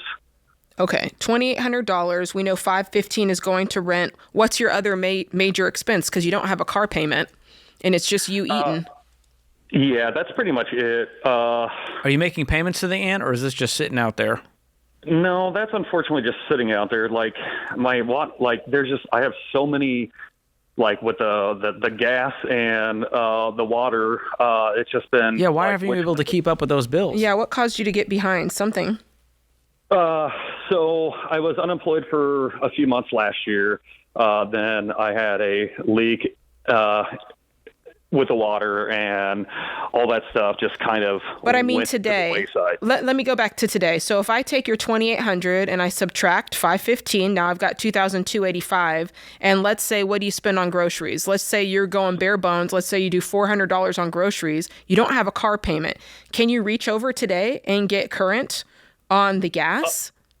Yes, I certainly could. But then the problem is, like, my concern is, like, because next week I will, like, I'm not behind on my mortgage, but, like, I still have to pay my mortgage yet this month. No. I already.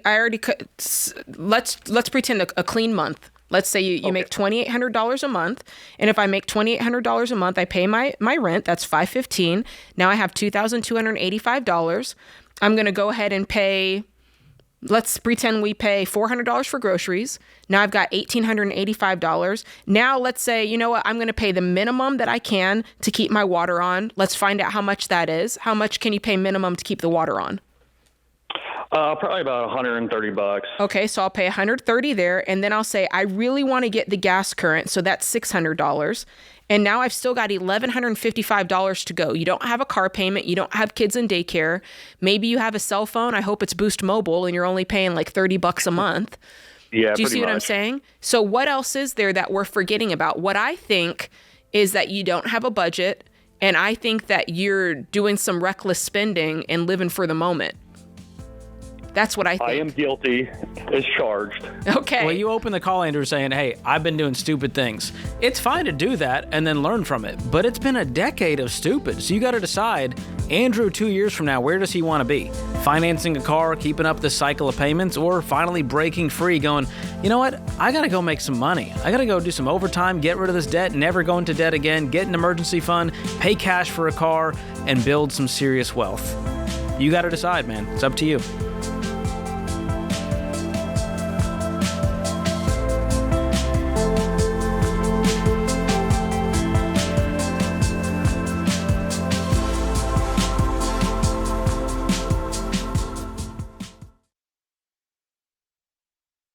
Hey guys, Dave Ramsey here. Every day on this show, we help people work through real money problems and figure out what to do next. Now, you can get that same kind of help anytime with Ask Ramsey.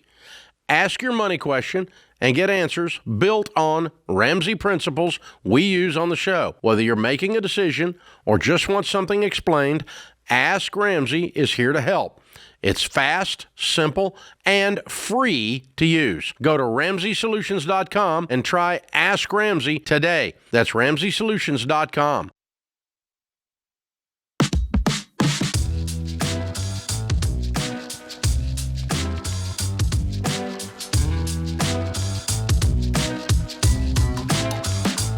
We want to hear from you guys, so jump in the comments on YouTube or Spotify and tell us what you're connecting with on today's show. Maybe you have thoughts. Maybe you would have told the caller something different. We want to hear about it in the comments. Our team enjoys seeing all of those. Appreciate that. All right, Jade, one of the biggest mistakes people make is they think they can just skip having a will because, well, I'm too young, I'm healthy, I don't own enough, I'll never die. Whatever it is, you're wrong. A will helps protect your family, and every single person needs one. It gives clear instructions and keeps your loved ones from having to guess what you wanted during a difficult time, or even worse, having the government decide for you. So if you're ready to create a will, and you are, go to mamabearlegalforums.com. That's mamabearlegal.com. I apologize. And if you're not sure where to start, you can text the word quiz to this number, 33789, and we will help you figure out which option fits your situation. Chris is in Sacramento up next. Chris, welcome to the show. Hey, how y'all doing? We're doing great. How can we help today? All right, so we got a situation. I want to buy a boat, and my wife does not want to buy a boat. Oh, no. Okay. What a conundrum. Here, a little background, right? So no debt other than the mortgage. Okay. We're making extra mortgage payment every month, so our mortgage is $3,900 a month. We pay $5,200 a month. Good. We bought a year and a half ago after we got out of all our credit card debt and everything. And, yeah, it's just a grind. So we do, we do house projects, save up, right, and all that. And, so, I see that we could buy a used boat, not a new one. Not the How much money do you guys have saved for this? Well, none yet. It's in the conversations, right? So we're finishing up a backyard project that, is about like $25K, right? Okay. With not too many projects in the future. So the backyard project, was that a project that you both wanted to do, the $25,000 on the backyard, or was that more her bag? No, it needed it. Drainage was bad, all that, right? Water into the house. So, I mean, it's definitely, and, ripping up the yard, we said, hey, let's make it nice, right? So we're doing a lot of the work. So you both were cool with that. What about the boat? Is that something that you'll both get enjoyment out of, or is it just something that's really something you want? Is it more of a wants thing, or is it a money thing? Well, so I definitely want one. It would be a bass boat, a fishing boat. She enjoys being out in the water with me and goes fishing from time to time, but it would definitely be more like my thing, you know. Okay, and how much would it cost? We're looking at like 10 to 12,000. You know, a decent used boat to get us through, 5-10 years, and then look at a real nice dream boat later on, And in her mind, spending that 10, 12, like what's the opportunity cost? What does she feel like you guys are giving up on by spending that 10 to 12 grand or saving that up over time? I think ultimately we're being pretty aggressive towards the mortgage, and she wants to pay off the house. So I think, I don't want to speak for her, but I think at the end of the day, most of it is she thinks and feels that money could go towards the mortgage. Okay. I would, if I were in your shoes, I would double check that and make sure that that's how she feels instead of guessing. I'd want to know, hey, where do you see us spending this money instead? Is it a vacation that you wish we were taking? Is it going to the house? Like really get clarity on what the issue is with her on that, because that's the only way you guys are going to arrive at how this money is actually being spent. I mean, for my 2 cents, I think it's great that you guys are making an extra payment on the house. I think that's a really fair place to be. And baby step 6 is, doubling the payment. I mean, I think that's pretty fabulous. Yeah. So 10 to 12 for the boat. She just feels like that's a waste of money from what I gather that could be going towards the mortgage. What's the ongoing cost of this? The ongoing cost of a boat, like maintenance and whatnot? Yeah, do you have something to haul it? Because that's where I go, well, now I need a truck, babe. I got to haul the boat. Yeah, and now I need to now I got to store have the gas boat. and all that. So what's your, do you have a full plan for how this is all going to shake down? So I still got to get a quote for insurance. The boat insurance is the number I don't have, but, maintenance is relatively easy, especially since I do a lot of it myself. We have a Toyota Tacoma with 280,000 miles on it, right? So that thing will run forever, ideally. So we do need to factor into the budget a little bit more. I would start a sinking fund for that truck while I'm at it. Mm-hmm. As much as it'll keep going, there will be a day where it doesn't, and you're going to be like, oh, I got to finance a truck now. So as long as you guys are saying no to debt, then the total value of all the things with motors and wheels is no more than half your annual income. You're in good shape as far as the check boxes here. So the alignment with the spouse is the final piece. What is your household income? We're around 200. Awesome. And what's the total value of the vehicles? It's just that Toyota Tacoma, so eight or 10,000. Oh, it's your only vehicle. We are both very lucky with our jobs and company vehicles, so we literally only have that Toyota Tacoma under our name. So you drive other cars, but you don't have it. Yeah. I just sold my Toyota RAV4 because we just weren't using it. You know what I mean? So. I mean, unless she's looking at the upkeep of this and thinking, I don't like how this is going to affect our month-to-month budget. And again, I would run out those numbers and make sure you're talking about that. But other than that, I mean, financially, I don't see why you can't save up and do this, especially if you're doing... It's a reasonable amount. If this is your hobby, this is where you want to spend your time and some money, and it's in the budget, I would make a fake budget saying, hey, here's what life looks like when we have a boat. And then see and try to get alignment on what's the root of this. Why doesn't she want this to happen versus just trying to convince her?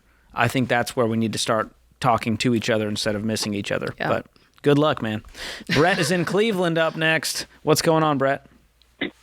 Hey, Jade and George. Thanks for taking my call. Sure. How can we help? Yeah, I just had a question. So, Lord willing, next month my wife and I will be debt-free and we'll move into baby steps 4, 5, and 6. Love that. So we're really excited. Yeah, we're excited about that. My question for you today is, a couple years ago, a relative, when they passed, gave us 3 gold coins, 1 ounce each. And so we've had those. And of course, gold going up in price. Should we sell the coins, which would basically give us our 3-month emergency fund? Or would you hang on to the gold since, it could go up? I know it could go down too. So just want to get your thoughts on that. Well, we're not fans of precious metals around here as an investment. And so when you say, well, it could go up, that tells me we're sort of hoping and speculating it could go up. And gold, out of all the things you could have, it's not crypto, right? We know that gold's going to hold some value. It'll always be there. But I personally would be selling that thing instead of sacrificing for 3 more months or 6 more months or however long it would take you to get through baby step 3. Could you get I don't know what an ounce of gold is going for today. How much could you get for all 3? It's at like 4,200 today. Okay. So at the beginning we was at 4,000, then it's at 4,200 today, which I think is great. Yeah, that'd be amazing. I mean, if you were like, hey, dude, I'll write you a check for $12,000 that could fund an emergency fund today instead of you having to continue to sacrifice, I'm personally taking it, and I'm not going to miss out on what could have been. I would just don't check gold prices after you sell it. That's what most people do. They go, oh, man, it's 4,500 now. And now you're driving yourself crazy looking at what could have been.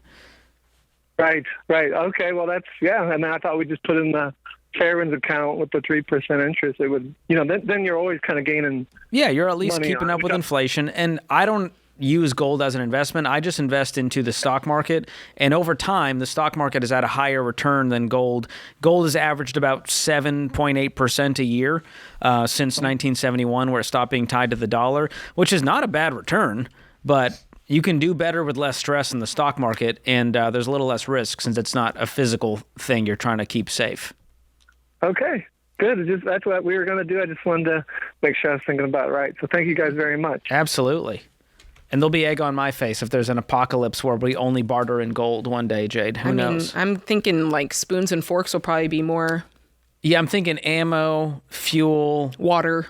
Yeah, weapons, water. That's going to be useful. Shelter. Yeah, I've seen enough post-apocalyptic movies. I've never seen them go, well, bro, I got some gold. Listen, a fighting style. You better start brushing up on your... I do need to go to... Jiu-jitsu. Is that what's hot right now? Jiu-jitsu? Yeah. I think if you're into, like, MMA... Yeah, you lost me there. If I get kicked in the face, this is the moneymaker. Right? All right, I can't afford that. Can't risk it.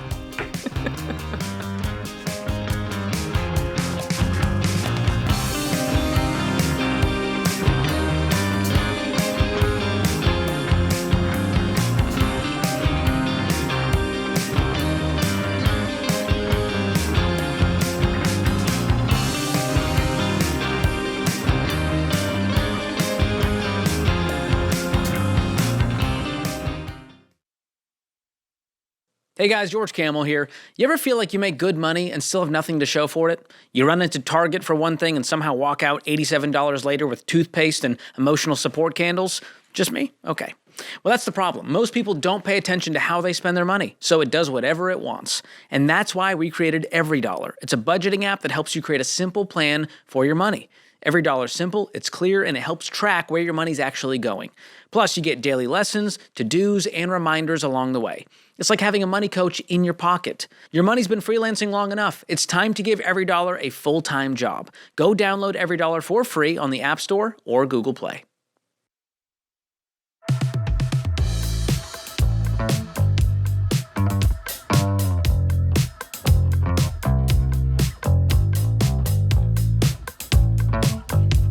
If your private student loans are in default, when you've fallen so far behind the loan is considered unpaid, YRefi may be able to help. YRefi helps borrowers in tough situations explore low, fixed-rate refinancing options that fit your budget. Go to YRefi.com/Ramsey.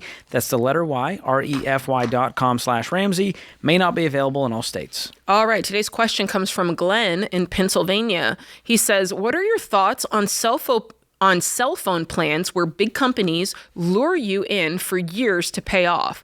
My wife and I never really thought about the monthly cost of paying off our cell phones. We just paid the monthly amount. This month we got our monthly bill and we're surprised at the new amount due to our phones being paid off. It's drastically lower than our normal monthly bill. Should we start saving now to purchase our phones outright the next time around? Short answer is yes. And Glenn, I love this question because this happened to me. I didn't even realize. They're sneaky these days. They're sneaky. I didn't even realize that our phones were not paid off. We had been out of debt and I'm like, woohoo, debt free. And then one day, randomly I see the bill and it's a lot less. And I'm like, what happened?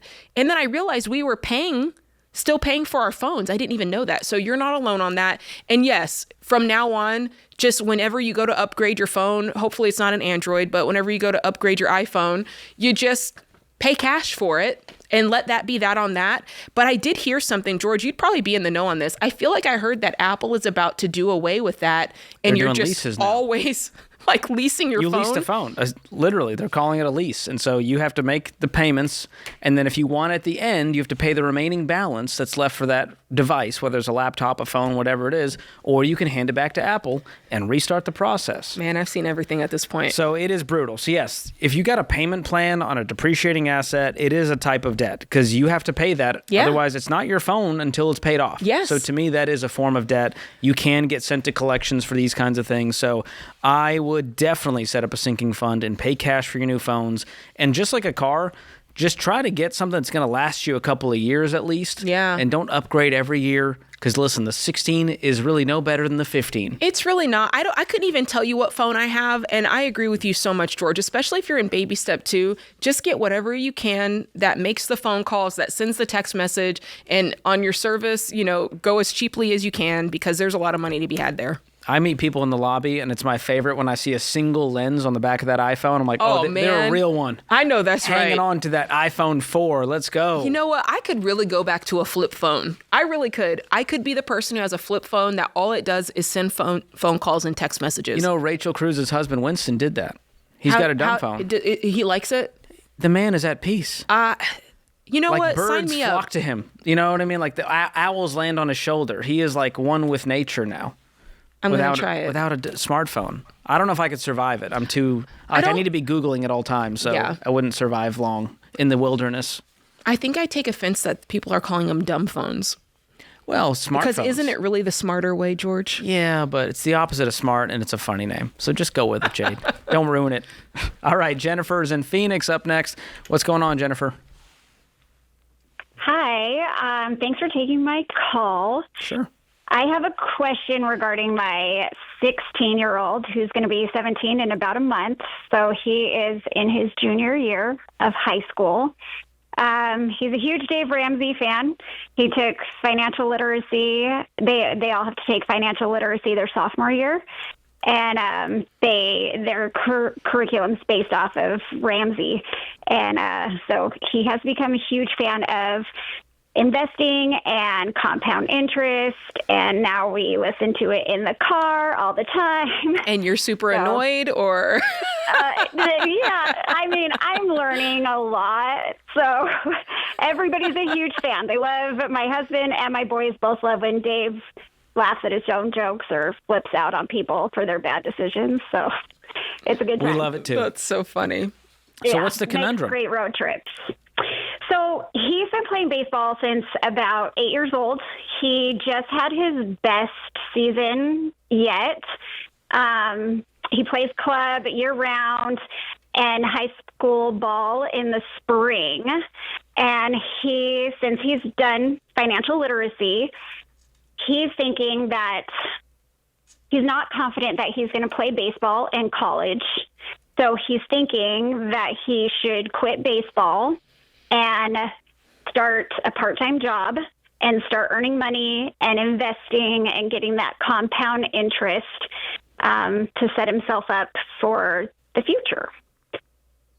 Okay, so if you sat down with him and said, why do you want to quit? He would say, I don't think I'm going to finish doing this in college, and I'd rather be working to start investing. Right. Okay. Yes.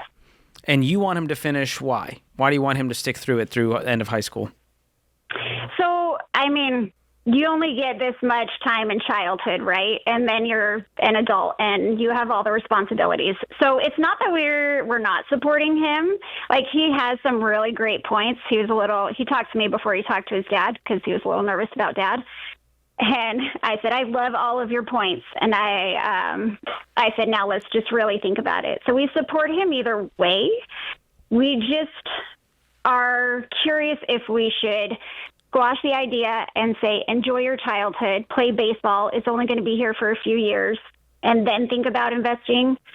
Or if we should support him in his idea to quit and start investing now. Are you guys doing well financially? Grow up. Yeah, we're Ramseying it, but yes, we are. Like, do you have any debt? Yeah, we do. Okay. I'm just wondering if he's all about investing, is there a way you can help him with that and go, hey, you know what?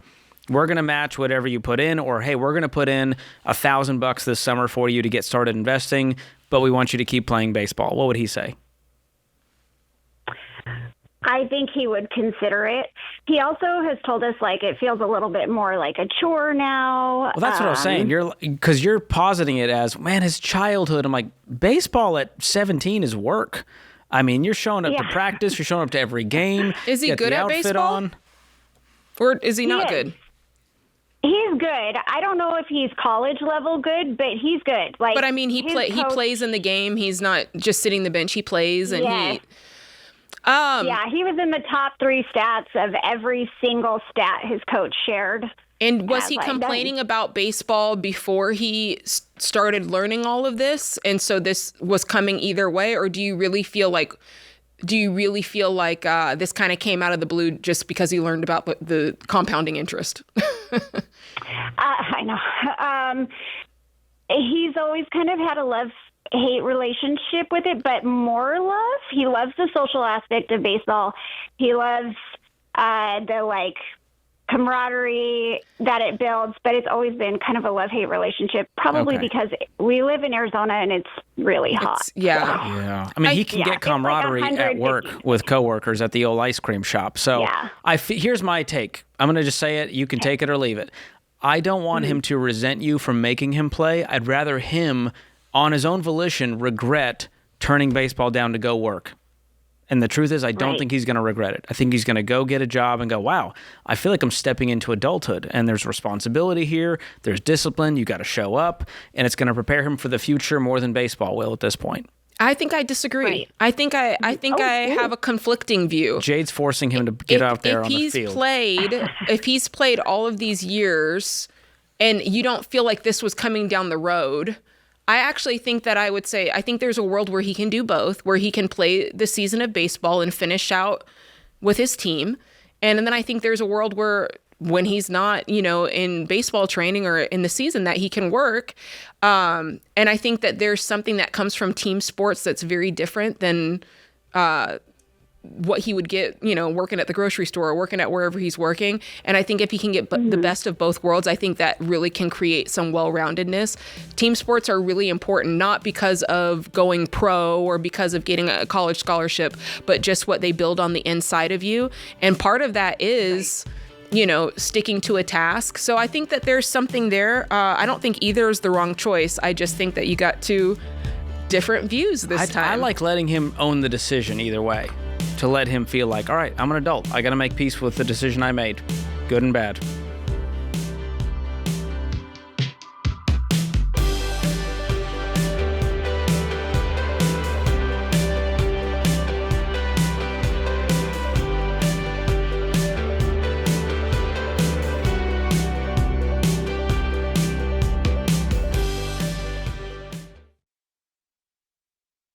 You work your butt off for your money, but your money's never going to return the favor if all you do is hope for the best. If you're ready to learn how to make your money work for you, check out the SmartVestor program. SmartVestor can help you find advisors who specialize in retirement planning, charitable giving, advanced investing strategies, and more. Whatever your goals, your pro will take the time to explain your options so you never have to invest in anything you don't understand. Head to RamseySolutions.com/SmartVestor to get connected. Ramsey Solutions is a paid, non-client promoter of participating pros. Learn more at RamseySolutions.com/SmartVestor.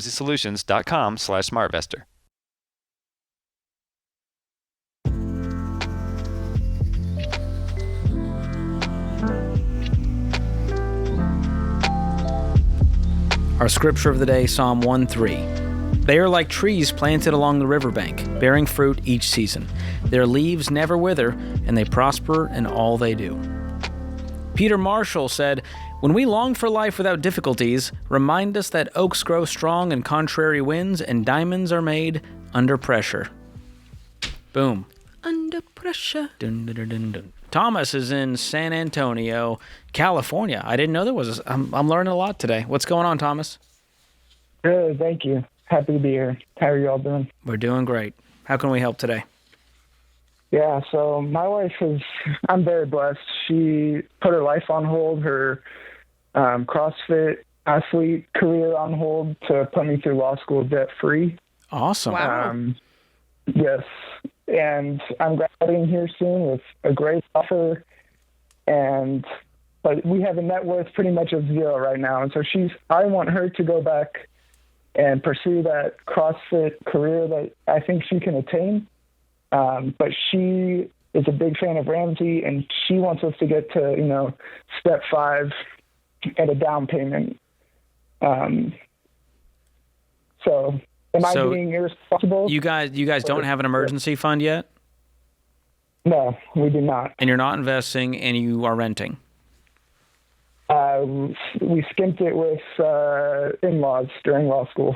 Okay, but you're renting on your own now? As soon as I graduate, we will be renting, yeah. Got it. Okay. And so you are trying to get her to chase these dreams, but that would require her to not work for a season? Yes. Okay. What does that look like? I don't know the CrossFit world. I don't know if that's a shock looking at me. So explain to me what this track looks like. She's already top 2,000 in the world, and that's like top 1%. But, to get within the top 0.01%, that's a full-time job working out all day. So she's training as an athlete, not as a coach. Yes, as an athlete. Okay. And she would enter into competitions and potentially get money from that and sponsorships? How does the income stream work? Yes, exactly. I don't even care if it's an income stream for us. I have a good offer that we will live off of just fine. I just want to, pay her back for sacrificing. So you're saying we can live on my income, and she's saying, well, I'd like to live in a house first instead of the in-laws, so let's get there before we start this dream. What is she doing now for work? She's a PT technician. Okay. How much of this is your personal guilt for her sacrificing versus what she even wants to do at this point? Because if you're telling me she's saying, no, I don't want to pursue that right now. I want to focus on, whatever the next couple baby steps are. If that's what she's saying she wants to do, that might be what she wants to do. Or are you just worried that she's going to have resentment later on in life? Yeah, that's a good point. I'd say probably a little bit of both.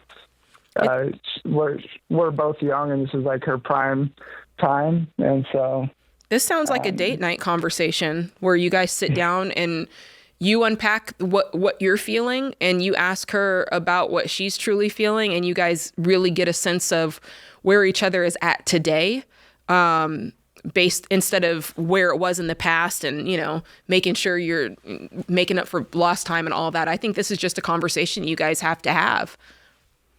Yeah. Well, And that's going to, point to, okay, yes, we can continue to do some of these baby steps. The speed at which we do it might change. If she decides, I do want to start, pursuing this competition, you might be going slower, but it doesn't mean you have to stop and that you can't do any of the steps going forward until she's done. Yes. What does she make as a PT tech? Like 35. Okay. And what will you be making with this offer? 200. Okay, fantastic. So you would just live off your income? Because here's what I'm thinking. She wants you guys to have the emergency fund, have the down payment, and if she stopped, it would slow down your goal by a little bit, but the lion's share of the income will be yours. Yes. So it's not like a make or break. If she pursues CrossFit and quits her job, it's not like I'll never own a house now. So I'm just trying to not make it this like huge A or B scenario.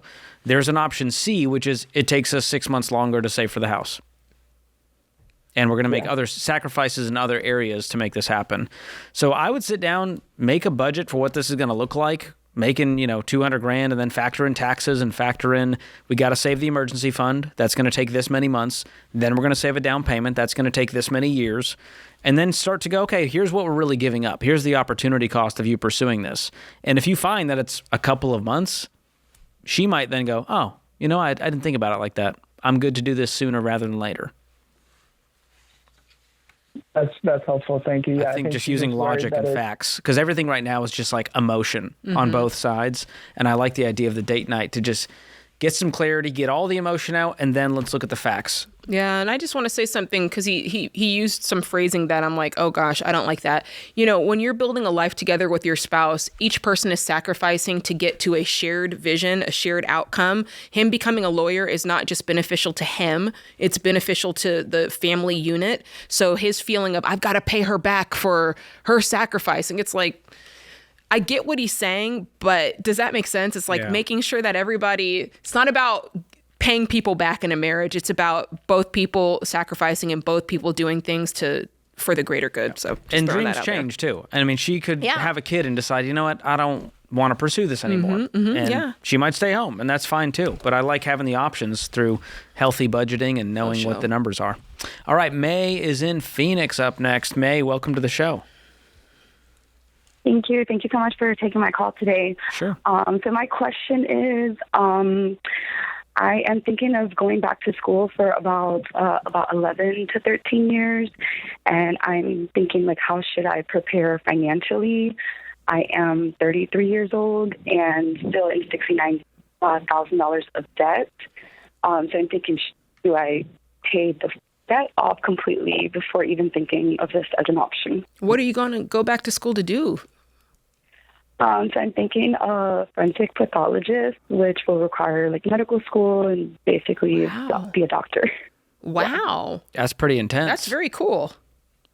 Yeah. Okay. Thanks. Are you single? No, I'm married. Okay. What does your spouse think about this plan? Of course, she thinks I can do anything, so she's like pushing me to do it. Of course, we want to get into like a little bit less of like have a little less debt before doing this. But is that the combined debt, like, the $69,000, or is that just you? Combined, $69,000. Okay. Because I'm worried that you're not going to be able to work for 11 years. It sounds like. Yes and no. So I'm thinking of taking it slow, but yeah, I feel like when I get further down in the process, that's going to be, I'm thinking I'll do whatever I can. Like if I have to work nights and, What does your spouse earn? During the day. She makes, about $4,500 a month. So $4,500 a month. Okay. And can you run your household just off of the $4,500 a month, or have you budgeted that out? We can if you're out of debt. Lot more debt. Okay, so that's a prerequisite. No matter what happens, we're getting out of debt, no matter what's next. Okay. What is the 11 years of school going to cost? That's another thing that I'm currently looking into. I don't know specifically, but roughly about $14,000 a year. So that's the thing, is like we're wanting to pay like out of pocket, like obviously not get into any more debt. So we're thinking, do we completely clear out our $69K before even trying to attempt this? You have to. Maybe. Okay. I think there's two things that have to be true. First, hear me say, I think this is a really cool goal. I love the fact that you're wanting to reinvent yourself and you're like, I'm willing to put in the time and effort to do it. That's number one. I think that George is exactly right. You got to pay off the $70,000 of debt first. And I think that's worth both of you hunkering down and doing whatever it takes to knock that out, full baby step style, to get that done. And then from there, it's about saying, okay, during that time, there's also got to be an increase of income along the way so that we can start to save up the $14,000 a year, or at least get ahead of it so that we can cash flow it. And your spouse is probably going to be bearing the brunt of that weight while you're in school. That puts this hour of the Ramsey Show in the books. Remember, there's ultimately only one way to financial peace, and that's to walk daily with the Prince of Peace, Christ Jesus.